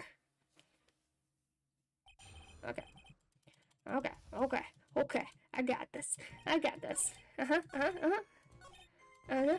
never been to Trabian. Huh? Yeah? You sure? You sure about that? Yeah, you're a liar. Mr. Tigray, is there something you'd like to tell the court about these matches? Matches? What are you talking about? We found them in your office at Tenor Lender. They're from they're from that restaurant. If you've really never been to Trabian before, what was a book of the restaurant's matches doing on your desk? I cannot speak. You've been snooping around in my stuff now too, wise guy. What are you, my ball and chain? Ain't no broad controlling me. I mean, kind of. Order! Well, witness, I think it's time you started telling us the truth, don't you? Oh, the judge got a backbone suddenly. He doesn't look too sure of himself, but yeah, he found his pen. He found his backbone under the table. Oh, nope, he dropped it. He lost it again. Sorry, forgive me. I ain't no pussycat. I don't go back on what I said, but okay. I was at the joint that day. But what? Well, listen good, alright? I might have been there, but I still ain't never met that kid. Well, well. Looks like an order just came in for another testimony. I'm this close to proving it was him. He did he did meet Glenn Elk that day. And he did put poison in his coffee. He must have. Yeah, obviously. Très bien. I was supposed to meet with the kid at the restaurant that afternoon. When I opened the door to the joint, I saw one ugly scene. The guy was laid out over the table, stiff as concrete. Thinking if the place wasn't on already, it was going to be, so I split. I had the cop sirens on my way out, and I went straight back to my office. I see. You didn't actually meet with him in the end, then. Well, Mr. Wright, your cross-examination, please. Yes, Your Honor. Only, if I wait around here any longer, I ain't gonna make the normal express. No more stupid questions. Ha, no problem. Anytime Wright presses you on something irrelevant, I'll see he pays a penalty. But Mr. Godot, that's my job. Your job is to slam that little hammer of yours and call a guilty verdict. So do it. Yes, sir. The Special Express ain't cheap, right? Just so yous know, since yous paying. Oh man, doesn't the rule of law mean anything around here? No. Apparently not, no. Okay. I was supposed to meet with the kid at the restaurant that afternoon.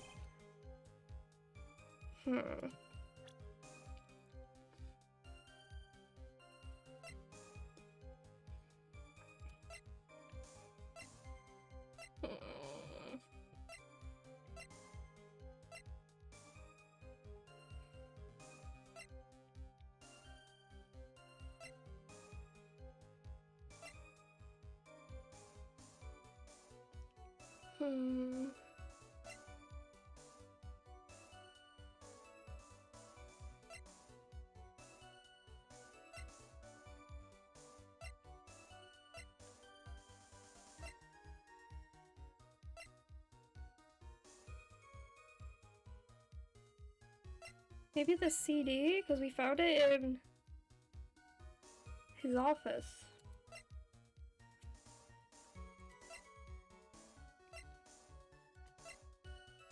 Okay, hold on. Okay, go to the beginning. Supposed to meet with the kid at the restaurant afternoon. When I opened the door to see this, I saw one ugly scene. The guy was laid out over the table, stiff as concrete. I figured if the place wasn't order, it was going to be so split.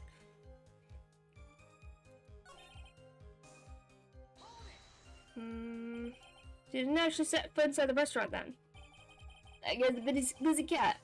I don't hang around for no one. I ain't got time to be caught up in a no murder investigation. So, when exactly did you pick up the matches? The matches just inside the front door. My detective friend wound up in trouble with the chief after taking 5 books home. Poor gumshoe. It's almost enough to make a man cry.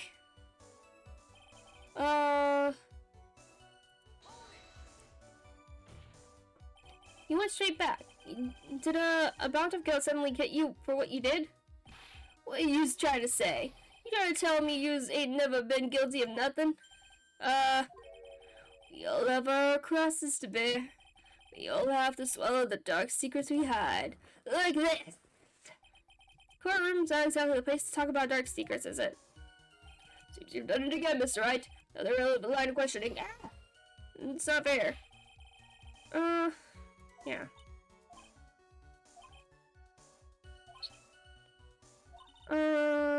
Okay.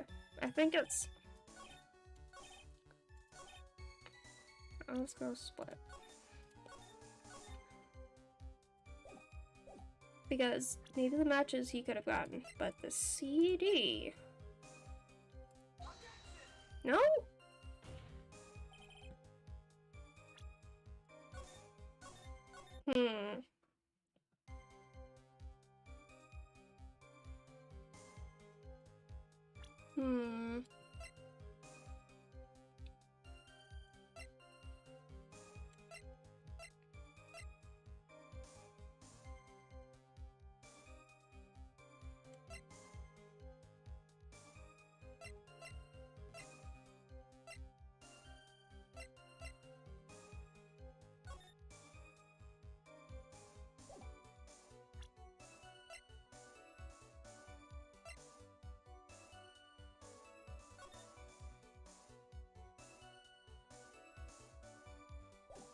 Wait, hold on. What do you say with this? Set foot in the restaurant then.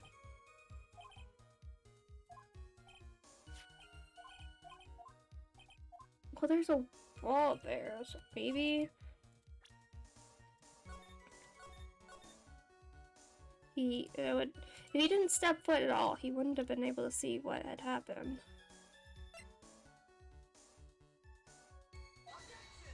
No?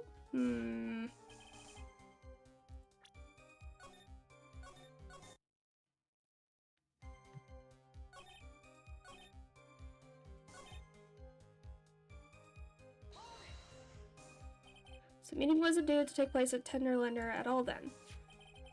He was making a fuss about coming to the office. It's always that way when I want to talk about repayments. Even though I got the best punching bags you ever seen, if there are any issues.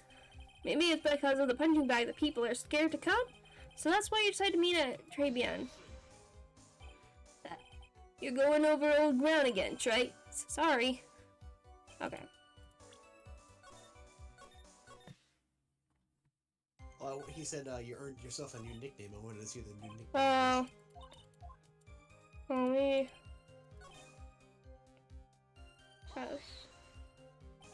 Luckily seen, what do you mean? Oh. Witness had already told us, right? Which makes that question irrelevant. But...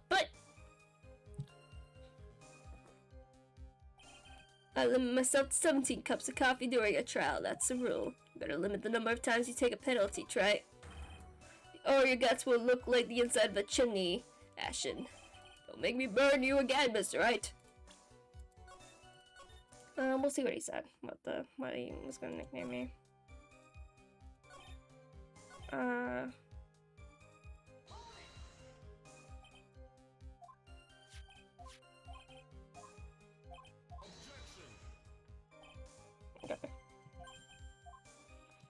Oh, you just earned yourself a penalty. Now suck it down.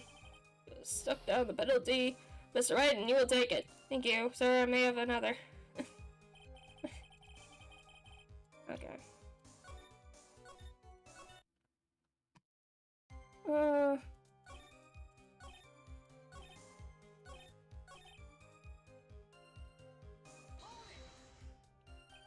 You mean you saw Glenn Elg's dead body? Guess I did. I only saw him from behind. He was wearing some raggy bit of cloth he called a hat. What time was this? I don't know. Huh? You know what winds me up more than anything else in the world? Watches, round watches. I ain't gonna pollute my paws with some ticking henpecker. Out of interest, Mr. Digray, why wind you up the second most? What you think? Square watches. Is this guy for real? Look, all I needed to know was that something bad was going down in that place. Okay.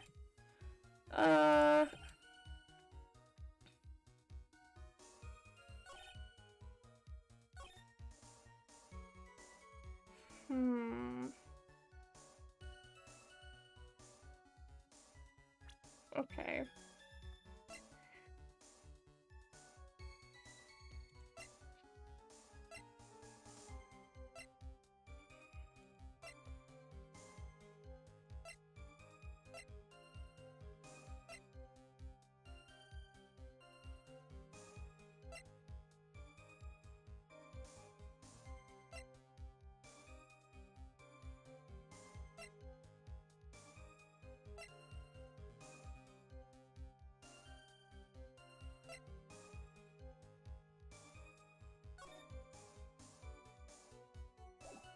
Maybe it is that.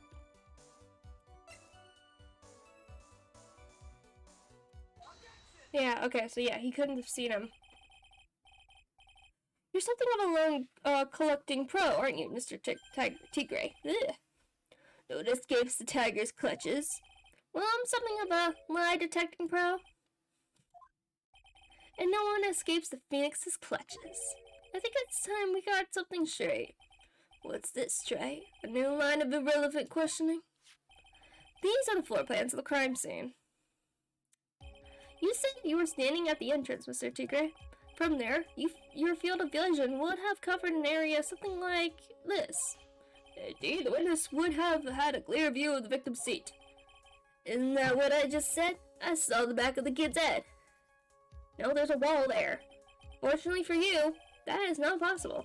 In the court, if the court would think back, you'll remember that between each of the tables is a wall partition. Why, that's true. Now, look at the plans again. The truth is painfully obvious. From the entrance, the field of vision of any customer walking in ends here. So, from the entrance of Très Bien, you couldn't have seen the victim's seat. Boop. Bop, bop, bop, bitty, bop. But you did see the victim that day, because you met with him. Wrong. Have you forgotten the old man's testimony yesterday? Victim was alone at his table. But the defense just proved that point to be moot. The victim witnessed by Mr. Kudo was not Glen Elg, but a fake. What? In order to have Mr. Kudo falsely testify, the real killer posed as the victim he had just killed and acted out as a charade. That will do. This trial has gone on enough without the obvious question being answered. Who exactly was this real killer who impersonated the victim? You say the killer murdered Glen Elg, and then impersonated his victim in a performance for Victor Kudo? In that case, Mr. Wright revealed the identity of this criminal to the court.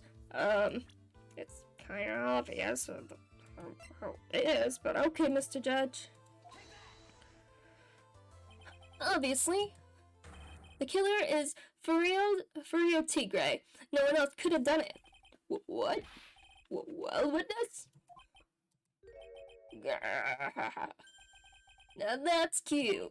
You think you can pin this on the tiger? Maybe you don't understand. The tiger is king of the jungle. So I dare you to say it again. Come on, you got the guts? You can't threaten me, Mr. Tigre. It's the defense. Go ahead and tell the witness, Mr. Wright. Nope, I'm gone. But Mr. Wright! We dropped our pen! We dropped our pen! Share a pen. Hold on. I dropped my attorney pen. I gotta find it. My attorney badge. Hold on, I dropped it. Sounds to me like it must be you, old man. You've got guts. I'll give you that. Mr. Wright, do not leave me to handle this alone. Perhaps I can end this embarrassment. Mr. Godot. Let's just go back over Mr. Kudo's testimony one more time. The old man didn't see just the victim. Oh, no. Servant girl brought him a Javakino, but she put something in it. There's no question about it. She's very, conspicuously put some white powder in there. Was the victim he saw the real victim or not? That doesn't matter. Fact remains, he saw the accused put the poison into the coffee. No, he didn't see the accused. Yes, it was the waitress who poisoned the coffee. No.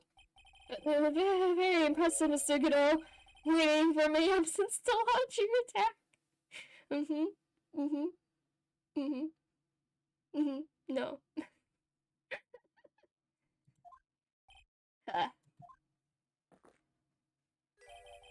Fine. Found your pen at last, right? Yeah, I did. Took us a little bit. It's in my pocket. You know, when you're like, oh, where'd I put my phone? Where'd it go? And it's like right in your hand or it's right in your pocket. I like it when you lose your sunglasses and you're looking for them and you're looking for them and you're looking for them and then Yeah. you realize that they're like on your face, like on your forehead or something. Yeah. Yeah, glasses and stuff, yep.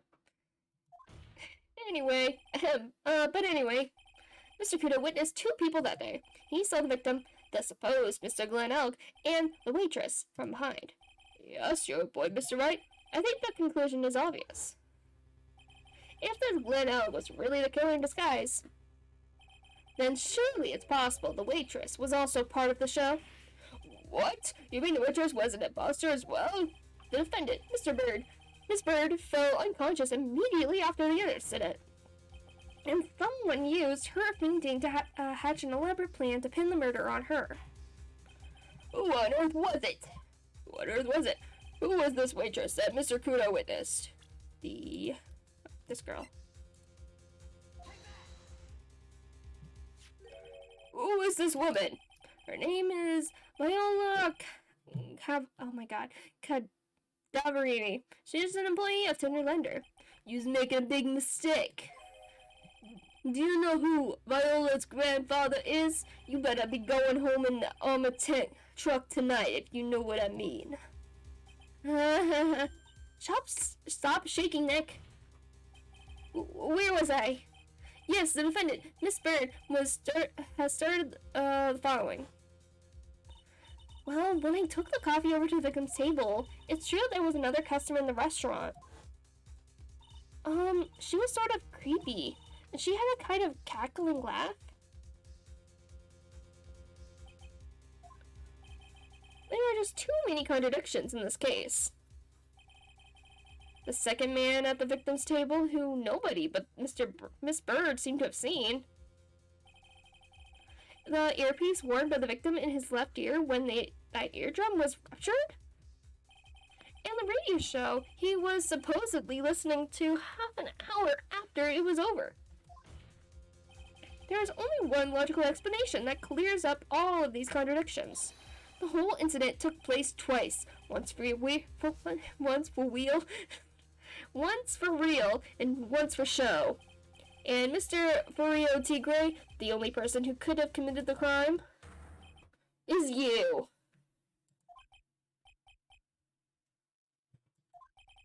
Witness, what do you have got to say? That's cute. Sorry? It was alright. I could do with a guy like you around. What do you mean?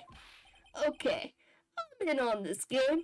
I'm gonna have to charter a jet to get me to my meeting now, but I'm gonna give yous one more thing to think about before I go. Something to think about? You's got it all wrapped up nice, huh? Right? But you's missed out one real important thing. But that can't be. I was in the joint that day, and I met that kid too. But I couldn't have poisoned him, yes you? What? Do you really expect us to believe you now, Mr. Tigray? What a troublemaker. Troublemaker? Looks like we're going to need another one for the road.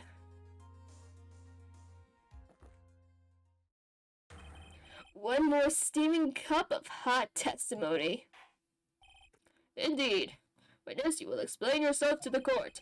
We'll give you one more chance to testify. What happened that day at Trabian between yourself and the victim? Alright. Yeah, I loaned out cash about $100,000. That day, we was due to have a little chat. The kid had his payback day, see? So anyway, he tells me he's got no way to pay up. About to flatten the guy when he starts screaming, yes, I won $500,000. He got lucky, you know, real lucky. If that waitress had done what she done, everything would have been over. Now, I see that the principal amount you loaned to Mr. Og was $50,000. Yeah, well, he's got the VIG to take into account. Interest bills up fast, you know. That's faster than fast. $100,000 is twice his principal. And the repayment deadline was September 3rd, the day of the incident in question. Yeah, he was one lucky kid. He got that $500,000 just in time. So I ain't have no reason to kill a kid. And if I ain't got no motive, you ain't got no case. His motive? He has to have one. What is it? The CD. The CD! That's the victim. Yeah, loan about $100,000. That day was let's do a little chat, okay?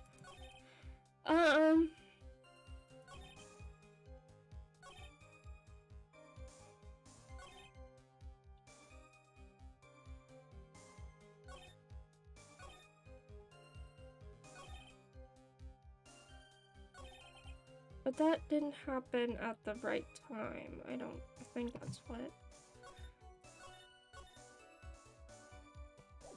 Let me try that.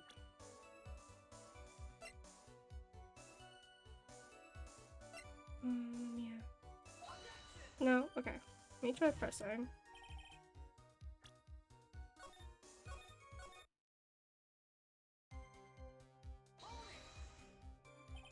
Was that because he won the lottery? Was his last chance a big win? You confirm that this is the ticket in question? That's it. The Millionaire Radio Show starts at 1:30 p.m. and runs for 10 minutes. That fixes the time you two met with some accuracy. And the whole scene was acted out again 30 minutes later. Also that Mr. Kudo would see it. I can still see the kid's face now. I ain't never gonna forget it. Okay.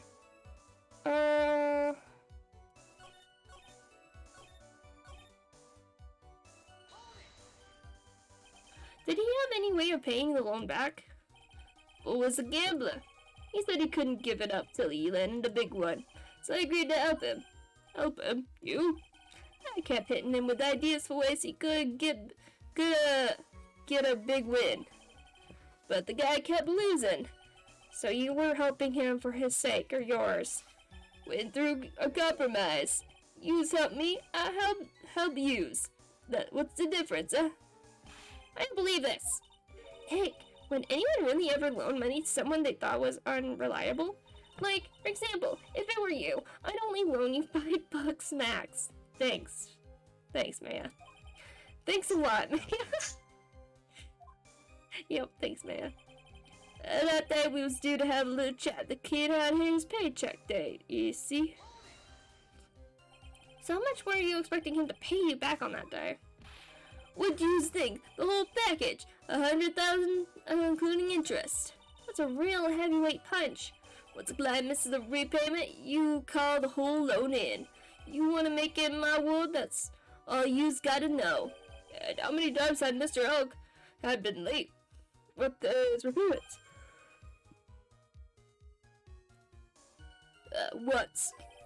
And how much was he supposed to pay back every month? $50. Sounds like Mr. Oak was in a really sticky spot. Yeah, $50 a month. He never paid that huge loan off. So anyway, he tells me he's got no way to pay up. How much did he have left on his debt? You want it in round figures? About $100,000. That's the whole amount. We're talking about a guy who had 58 cents in his wallet. What? You telling me he wasn't even gonna pay for the coffee? He certainly seems a bit of a brave man to this Mr. Oak. That guy was smooth, I tell yous. Real smooth. You'll have your money in less than 5 minutes. That's what he says to me. The guy then calls me the tender tiger. He was skating on thin ice with me. I'm about to flatten the guy. He says screaming, yes, it went up $1 million. He got lucky, real lucky. Was there anyone else in the restaurant at the time? I don't remember. There was no one there. I'll wear that ridiculous tiger shirt for a month. Sir Armstrong, Maggie, and I'm sorry, Wright, Viola Cadaverini were all there at that time. So the victim had intended to repay you from his lottery winnings from the beginning? Seems that way to me. Well, you wouldn't normally expect to win the lottery, would you? Undying belief that your next roll.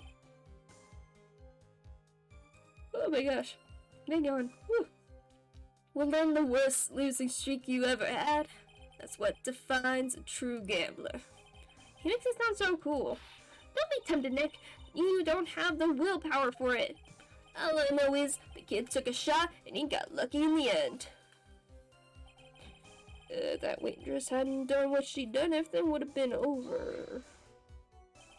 The waitress? You mean the girl with the glasses in the defendant's chair? Who else could I mean? If she hadn't gotten in the way, things would have been bada bing, bada boom, over and done with. Maybe I should push a little on this.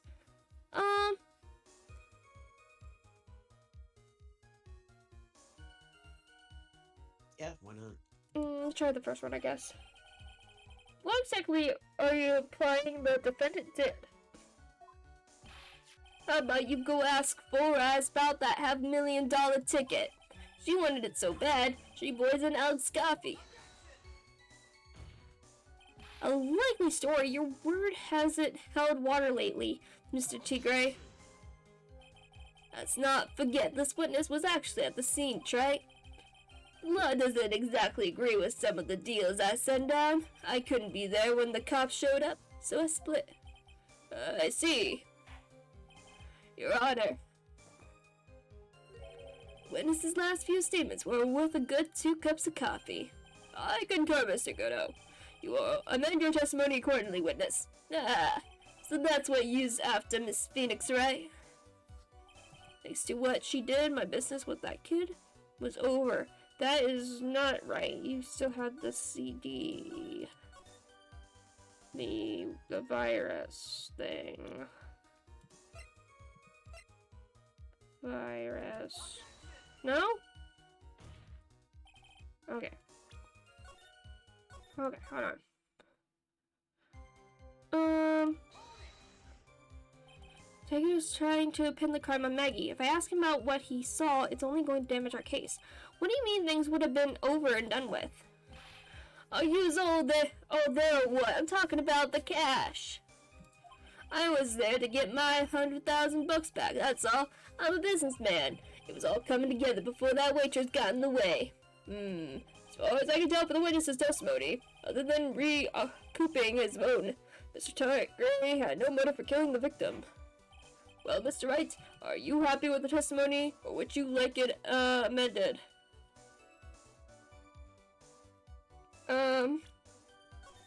Dude, I don't know. Fuck. Amended? I'm not going to get away with the testimony as it stands. Your Honor, the defense would like the testimony amended. Very well. Witness, you will amend your testimony to reflect your recent statements, please. Okay. That was after the... I didn't leave. No other reason. Oh. Now the CD. There we go. So you just intended to get back the $100,000, Mr. Oju, correct? I'm the guy with the cash. That's my right. Unfortunately for Mr. Elg, I believe the $100,000 is what you were really after. What are you getting at, Trey? What else would a money launderer be after other than money? Oh, the money launderer was after money, but money in a totally different league. The kind of money that a single disc like this would fetch. What is that? A computer virus, Your Honor. A virus called MC Bomber. A computer virus? What does one of those do? A computer virus is a program that wreaks havoc on the insides of a computer. A computer? What does one of those do? I guess the beard isn't the only part of His Honor that is from the Stone Age. I'll explain it to you later, Your Honor. Right now, this is the important point. A virus like MC Bomber would be worth several $1 million on the black market. Several $1 million? Lending money with no hope of ever seeing repayment would normally be bad for business. But in this case, the very fact that Glenn Ogg had no way to repay the money is crucial. What? Glenn Ogg was a programmer, a highly skilled programmer. That skill was the collateral Mr. Elg put up in order to borrow the money. You're trying to suggest the witness's motive was to get a hold of that program? Exactly. The witness may have poor fashion sense, but he is by no means an idiot, Trey. A man like him could get his hands on $1 million without resorting to murder. Of course he could, provided that he had time. But what if he had needed the money right then? When the pressure's on, the luxury of choice tends to disappear. Seems you have a logical conclusion for this theory, Mr. Wright. Would you care to share it with us? Why did Mr. Tigray need money to the tune of $1 million? The surgery.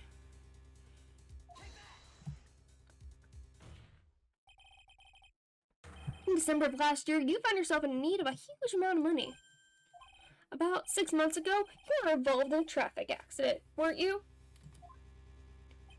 An accident involving a car and a scooter, in which a young woman was injured. She was taken to the hospital, where she underwent surgery. How much do you know? These medical papers document the treatment of the young woman in question. According to these, her operation cost $1 million. And yet, when the payment was due last month, you somehow managed to pay it in full. $1 million? A preposterous sum. Someone should sue those HMOs. No one would pay a bill like that. If the medical association got wind of it, the hospital would end up as dead as a morgue. But Mr. T. Gray had no choice but to pay, because his very life depended on it.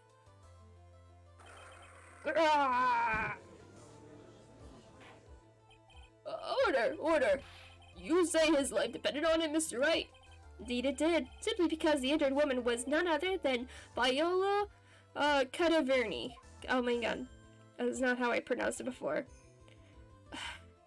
Cadaverini. Did you say Cadaverini?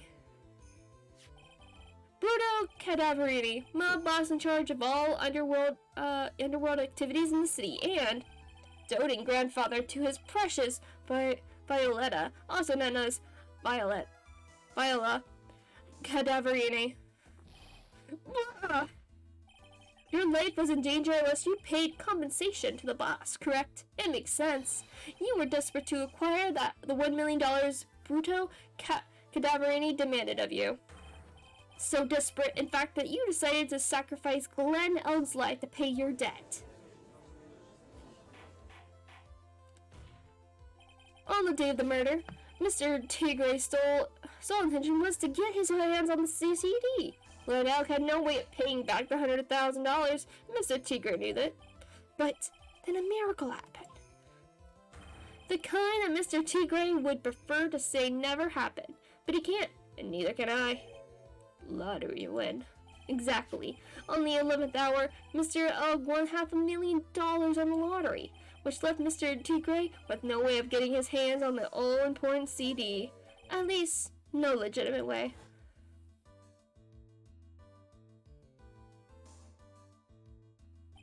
So he resorted to illegitimate means. That's crazy. He murdered Glenn Elg and then made his next move to frame Maggie Bird for the crime. Mr. Tigre posed as Glenn Elg, while Viola Cadaverini played the role of Miss Bird. And then they reenacted the whole thing in order to establish a witness.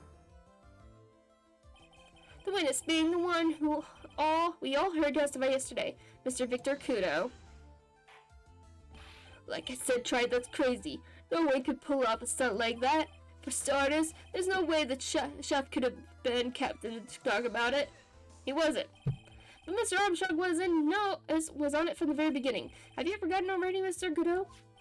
Mr. Armstrong owed the witness money too, $500,000 in fact. He had no choice but to go along with Mr. Tigre's plan.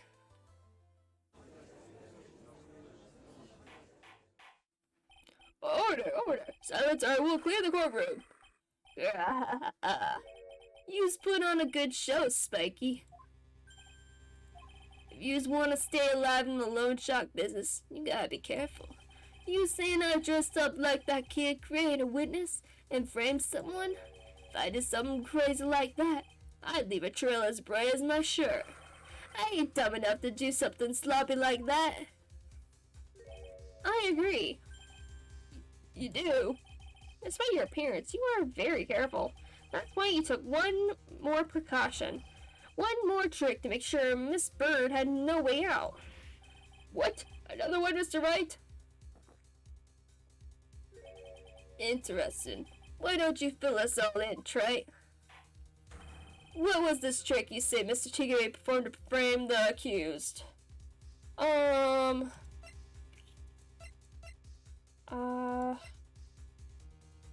He poses us, right? Well, he put the winning lottery ticket and the poison in her apron while she was passed out. Oh, hold on. And what's the relevance of that, Trey? It's just a little intro. What? Sure what? It all seems there's been another trick on the back. What? No wait, this is a did play a trick. What? Hold on. Yeah, try the Oh badge. god, this was forever ago. Ah! Okay, whatever.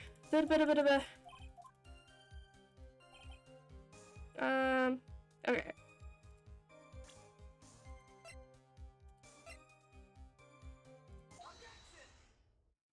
Get through this. It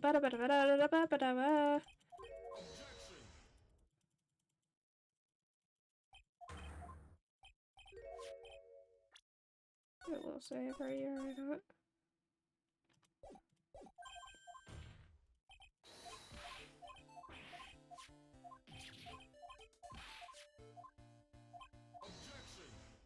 Yeah, I guess giving up a $500,000 lottery ticket if you're getting a computer virus worth millions is fine. If you're gonna give yourself if you're gonna frame somebody else, get away with it.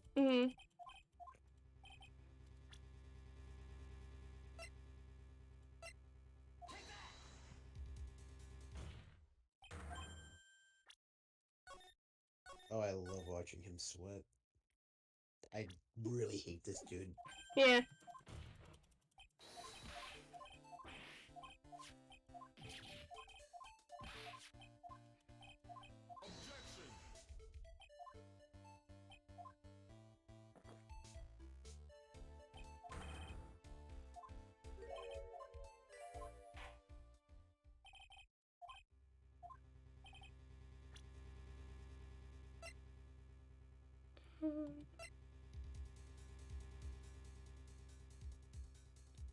Wasn't the medical papers. Interesting.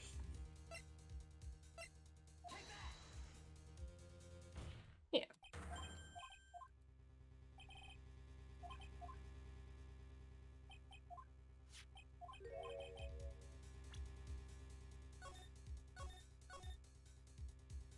Wait, did I accidentally do load instead of save from it? Didn't I? Yeah. I was like, wait.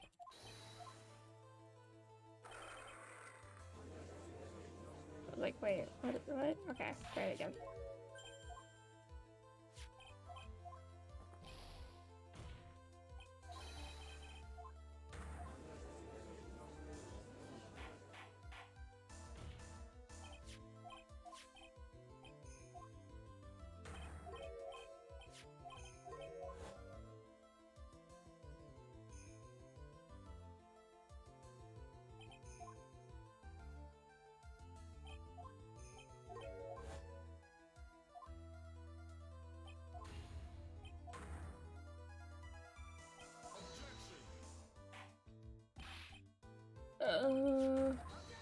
Da-da-da.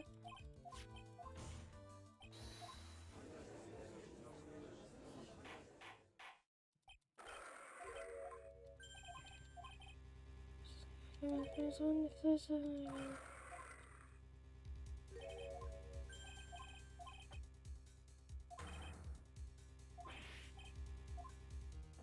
Okay, so it must have been the poison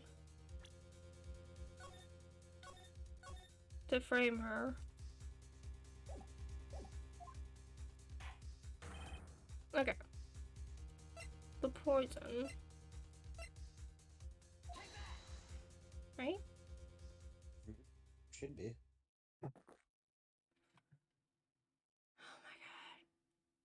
Just tell me if not. Oh no? No? What? Oh That's the poison. I thought we established that there was a second Okay. stage murder, and the sprinkling of the whatever into the coffee cup by Violetta was staged. I thought we established that, right? Let me see. So potassium cyanide should be the poison. Maybe. Right? What was the trick you say Mr. Taker performed to frame the accused? Was it him pretending to be? Yeah, he was pretending to be the dude. Pretending to be the lawyer? Yes. What on earth is that? What an insult to think anyone could be fooled by such a childish imitation. You did. You got fooled by this. Correct. You got fooled by this. Consider yourself insulted, Your Honor. Mr. T. Gray, you didn't just pose as the victim on the day of in question? Oh, right. Okay, that's what it meant. Boop it up. Okay. A month ago, in this very court, you posed as me. What? That's the truth. But the witness looks nothing like you, Mr. Wright. Although, now that I think about it, it was you, wasn't it? No doubt it was you, standing in there, this very court, a mere month ago. Phoenix Wright, who put up the most disreputable, shabby defense I had ever seen. Grr. Grr. Can you prove that, Gramps? Prove the attorney who represented the accused here a month ago was this man? Are you prepared to take the stand and testify that it was him? Go. It's his court. Hey. Forget about it, yeah? I wouldn't do something like that. Not me. You made a mistake, right? It was someone else, huh? Have you no pride, sir?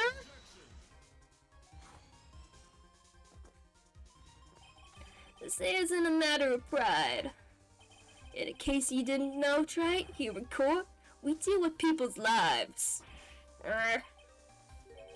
Mr. Godot was right. Your Honor, speaking for myself, I am absolutely convinced. The attorney in question was the witness standing before me now, however. I preside over this court as the judge, with the vested power to hand out a verdict.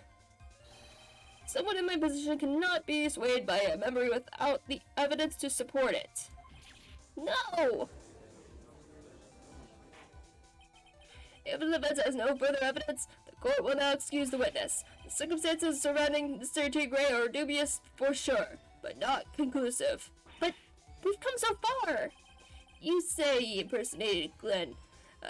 You say he impersonated you, but none of that adds up to a murder charge.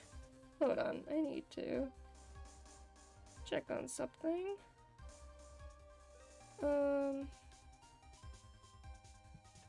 I think my dog is in here. What? You are in here. What are you doing in here?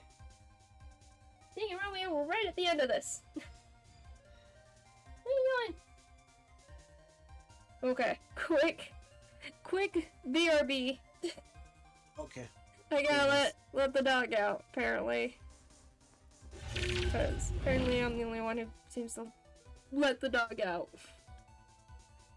Be right back.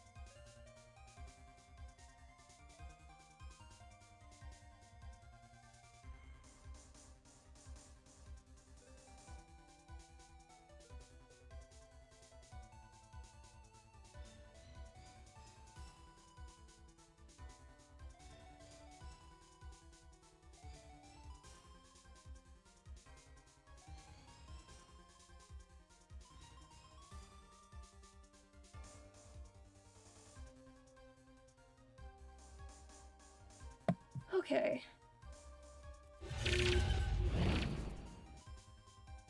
Oh, okay, sorry about that.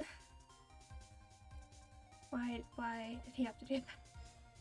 Are you there, Scott? Maybe not. Scott, come back. Okay.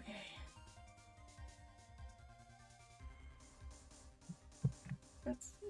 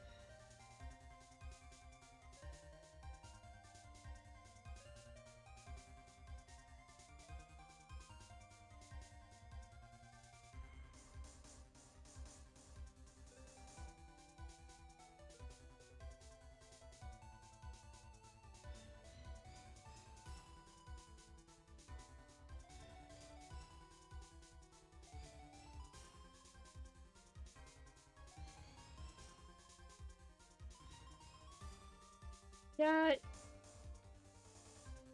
Scott! Scott, come back!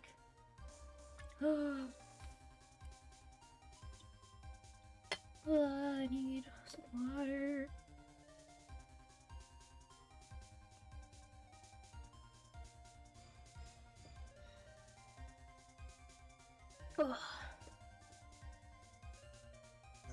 Alright. Sorry about that, yeah. Of course, like, we're right when we're nearing the end of this. He's like, no, I have to interrupt. Yes, he's like, I need to use a bathroom and I lack opposable thumbs, so you're gonna have to help me with that. Yes, and I'm also, like, a tiny dog who cannot open the door. I cannot reach the door. I am too small. Even if he had thumbs. I had a couple cats that could jump at doorknobs. And yeah, but he's not a cat. He's a dog. Even though he acts like a cat a lot of times. But what I'm saying is, you don't want a pet that can open up doors or easily open doors because it's a pain in the butt. Trust me. Yeah, I can imagine. Yeah. Oh, okay, but none of that adds up to a murder charge. You don't have a shred of evidence that the witness poisoned the victim's coffee. No.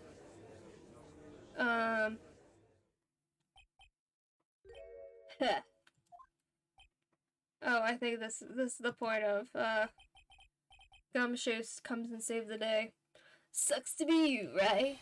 Don't mess with the tiger, or you're gonna get mauled. You's got that? All we managed to do here was chase him around a bit, but I was so close to getting him to admit his own guilt. Looks like I won't be needing a refill. If I just had one more piece of evidence, and maybe I could get Maggie off the hook. This witness cross-examination is over. You are free to go, Mr. DeGray. Nope. Nancy, hold it! Your Honor, sir. There he is. Yeah. Yeah. Is that food for Maggie? No, it's the evidence we had him look at.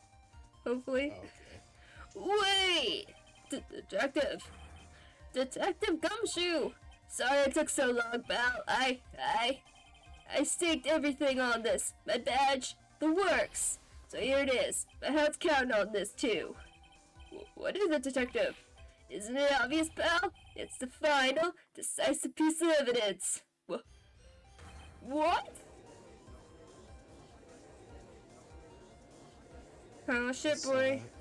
I guess Maggie Bird's getting that one thing of good luck that she wanted, right? January 8th, 2:48 p.m. District Court, let me know.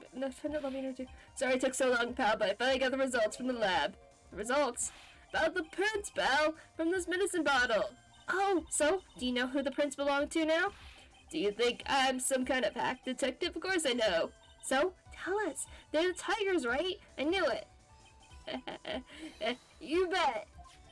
Clear as crystal all over the bottle. They're furry OT Gray's paw prints, alright? That's great. We've got him now, Nick. What's wrong with you? You've hardly said a word since Detective Gumshoe got here. He's laid everything on the line for this, Nick. I know. Look, I'm sorry. This is kind of hard to say, but it really doesn't make any difference whose prints are on that bottle now. What? Why not? What we need to produce at this stage in the trial is the irrefutable evidence that the tiger put poison in Glenn Elg's coffee. He's already admitted that he met the victim. The fact that his prints are on this bottle, that really doesn't make any difference now. It doesn't? I knew it. What? Great. No matter how hard I try, I'm never of any use. Hey, don't be so hard on yourself. This was our chance to tell Maggie. I've been working on some useless piece of evidence the whole time. It's alright. I'm a real loser. It's not breaking news to me, pal. Detective Gumshoe? Maggie! You've been working on something for me? Sorry to let you down, Maggie. I know you didn't do it. And I'm a detective. We're supposed to be able to prove stuff like that. I'm really sorry. I'll get you out of this. Detective Gumshoe, wait! He's gone. Isn't there anything we could do now, Nick? I wish there was. How she worked so hard to get that evidence? If only there was some way I could use it. Victim's ear medicine, covered in Furio Tigre's fingerprints.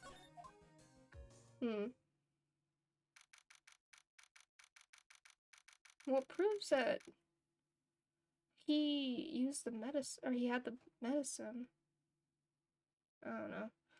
January 8th, 3:04 p.m. District Court, Court number 4. Mr. Wright. Yes, Your Honor? I granted you a recess so you compare this decisive evidence you've discovered. Yes. Don't keep us all in suspense, right? Show us. Naturally. I can assume it's evidence that will actually stand up in court. Yeah, we think, Phoenix, don't let Gumshoe's hard work go to waste. Not much more of my time I use go to waste. I ain't been into no court before, but yous lawyers should know how to blow things out of proportion. No doubt, given the nature of the evidence, it will speak for itself. Nevertheless, you will talk us through it, Mr. Wright. Well, I know I can't prove anything new with this evidence. I'm really backed into a corner here, but maybe if he thinks he's got me beat, he'll let his guard down a bit. Okay, so we're bluffing. We're bluffing. We're bluffing our way through this to find him to fuck up. Cool. Don't keep us waiting any longer, Mr. Wright. Present this final, decisive piece of evidence to the court.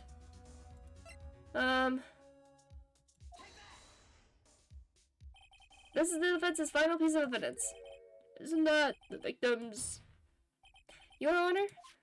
Naturally, the court is already aware of the contents of this bottle. However, interesting new information has become to light. We have clearly identified some fingerprints on it. Fingerprints belonging to you, Mr. Tigre. What? But, Mr. Wright, what conclusion are you hoping to draw from this new information? Everyone here knows what this bottle contains, except one man. One person in this courtroom should theoretically be in the dark. Oh, he wouldn't know what's in it. What he doesn't. Yeah. If he wasn't here during the first round of testimony, he wasn't a witness, he wasn't here, then no, he wouldn't know what's in the bottle. So we gotta bluff. Yeah. I guess. And hope that Godot doesn't ruin everything, but I have a feeling he's gonna ruin everything. Alright. My prints are on that fancy looking bottle? Is that what you said? Well, what the hell's in it anyway? Phony trial, a phony lawyer, and a phony clues. Everything's about this case has been phony. Seems like the perfect excuse for some phony evidence. Mr. Tigre, this is a decisive piece of evidence that will prove your guilt. Oh boy, that's a... Ooh, that's a save time. That's a big old bluff, buddy. Why? Because it contains... No, potassium cyanide. Potassium cyanide. Okay. Slide him. Bullshit him. This bottle contains potassium cyanide. Potassium cyanide? Poison used to murder Mr. Elg, Your Honor. The victim's killer used this very bottle. He's sweating. And yes. on this bottle, Mr. Tigre, we found your fingerprints. Well, how do you explain that? You'd make a good clown, you know that? What? Yous ain't never gonna get this to stick. Yous making me laugh now.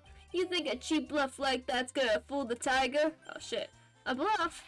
I can see straight through you, Phoenix, right? That ain't the bottle with the oh! It's not? Oh, how would you know? If you were not involved in this.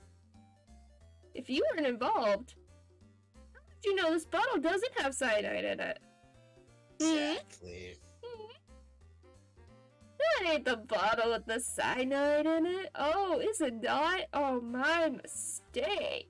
Mr. Tigre, you want to point at the correct bottle with the poison in it? Would you identify that for us, please? Can you identify which of these bottles has this poison in it? No. This is the bottle we found traces of the poison in. Don't mess with the tiger, or you're gonna get ripped to shreds. The cyanide bottle was brown and it was made of glass. Oh, was it? Wow! You sure know a lot about this for not being involved. Right? He's just a witness. He, 360 walked away. He walked in, saw the person die, walked back out, right? That's what he says. Oh my god. That cheap piece of trash. Don't look nothing like it. The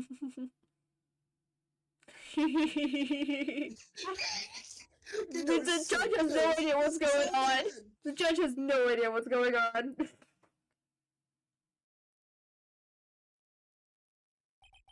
Got him. At last. What? Why has everyone gone quiet? I said that bottle. Is this the bottle you're referring to? Yeah, that's it. That's the bottle the cyanide was in. But yous ain't gonna find my prints on that bottle. Don't let that crazy looking suit fool you people. That lawyer's just playing games. Tell him, Mr. Prosecutor. Tell that guy where to go. Still haven't figured it out? Don't you realize what you just said? What I said? What did I just say? You were summoned to this court for the first time earlier today. If you really had nothing to do with the murder, you shouldn't have known all the little details. For instance, you shouldn't have known what kind of bottle the potassium cyanide was in. But just now you slipped up in front of every single person in this courtroom. You described the exact bottle used by the killer to hold the poison. Yous don't know who you's messing with. I'm the tiger. I control millions of dollars on the black market. You think I'm gonna let some jumped up suit get the better of me? Sure. The last piece of evidence was phony. But that's just what you deserve. The phony trial with a phony lawyer. It was all played out by you, the biggest phony of all.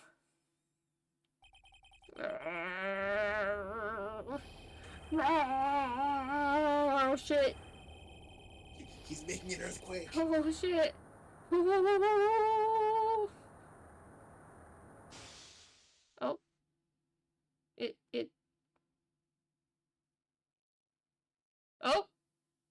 Oh shit. What's going on? It looks like a blackout. Oh. Hey, there it is. Well done. Try. I saved my 17th cup of coffee just for you. Thanks. Savor it. While you watch the police restrain your prey. Oh, is that why the lights went out? It wasn't actually the lights, it was just him throwing coffee at us? Maybe. Or did the actually lights go out? I don't know. I think it did, because we saw his mask light up. I don't know. Mr. Wright, you got a tiger by his toe, but if this one hollers, he won't be let go. Now then, how are things going with Mr. Tigre, Mr. Godot? He is being arrested on suspicion of the murder of Len Elk, Your Honor. Fortunately for us, we managed to rectify a very grave error. This bird was found guilty in the absence of a genuine defense attorney. Yes, she was. And in the absence of a genuine evidence. But the tiger made one mistake. Indeed. He very nearly got away with everything if it wasn't for the one slip of the tongue. Furio Tigre is a truly frightening criminal. The truly frightening one is that defense attorney over there. Hello. Godot. Well, I am now in a position to deliver my verdict. This court finds the defendant, Maggie Bird, not guilty. Yeah. Yay! Does anybody else find it bothersome that it's been like a month or two since her conviction and she's still wearing the same waitress uniform from her work? Still? Yeah. That is all the court is adjourned. That's true. That's a good point. January 8th, 4:10 p.m. District Court Defendant Lobby number 1. Mr. Wright, I'm at a loss for words. Thank you, sir. Congratulations, Maggie. I was so mad when Mr. Wright landed me in all that trouble a month ago, but now I feel like I can forgive him. That wasn't us! Maggie? It wasn't us! That wasn't us. Hey, that wasn't me, Maggie. That was the tiger. Look, Nick, in the doorway. Detective Gumshoe. Oh, I guess I'll be heading off then. See you later, pal. Well, wait. Detective Gumshoe. Oh yeah. Congratulations, Maggie. Thanks. This is a little awkward. I knew you were innocent all along. Why didn't you say that in your testimony then? Oh, well, I was. Well, guess I'll be heading off then. See you around. Wait up, detective. He just ran off. Maggie, why are you being so hard on him? He busted his butt for you. It's thanks to him that we got the medication bottle. That wasn't even of any use. But it's only because Mr. Wright used it so cleverly. Detective Gumshoe was just running around in circles. Poor guy. Looks like she still isn't ready to forgive him. Can't you put in a good word for Nick? Yeah, May was right. I should help Gumshoe out. It's clear he needs it. Maggie, you know, Detective Gumshoe's been really worried about you through all of this. I want to believe that, sir. But on that first day of the trial, he practically gave the judge a free pass to lock me up. He didn't have any choice, Maggie. He's the detective. He has to report the facts. He doubted me. That's why. He thought I might have done it. You've got to prove to her that Gumshoe really cares about her. I know. I'll give her a little present to celebrate her freedom. The other lunchbox. Here you are. A present to celebrate your freedom. That's a present from Detective Gumshoe, made with a ton of love. He said you lost weight and he was worried about you. Detective Gumshoe? I actually really like weenies, you know? Oh. Thank you. Did you guys hear that? I'm pretty hungry myself, you know? Yeah, the trial dragged on a bit today, didn't it?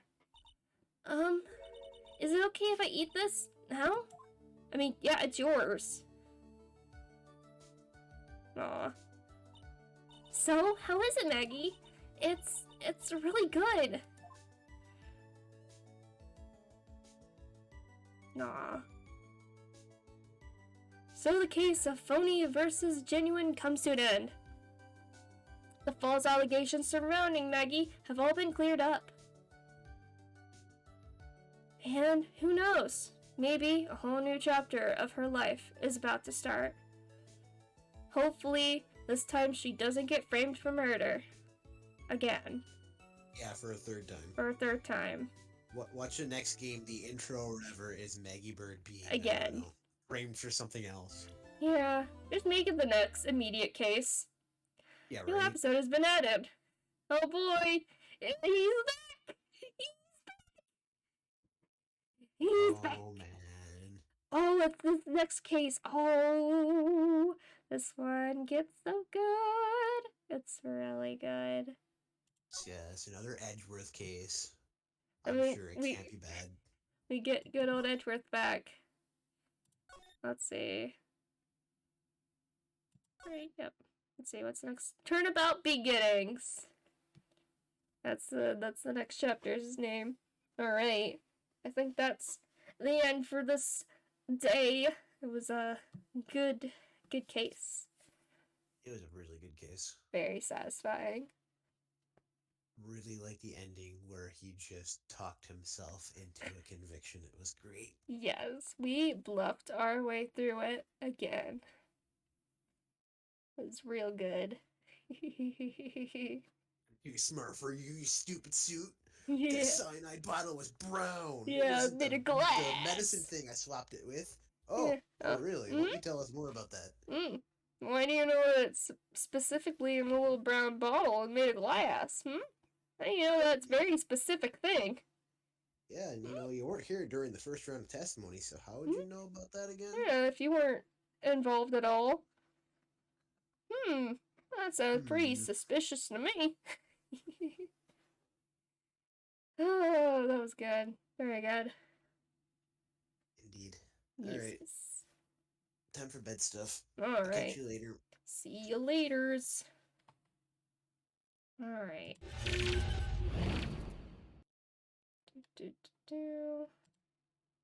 All right.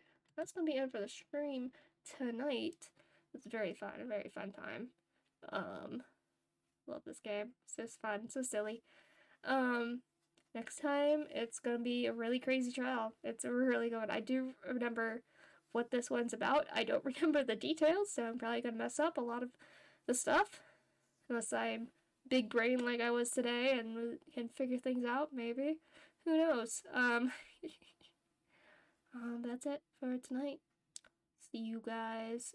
Next week should be fine. I really should try to stream more. Maybe. I don't know. Alright. See ya. Good night.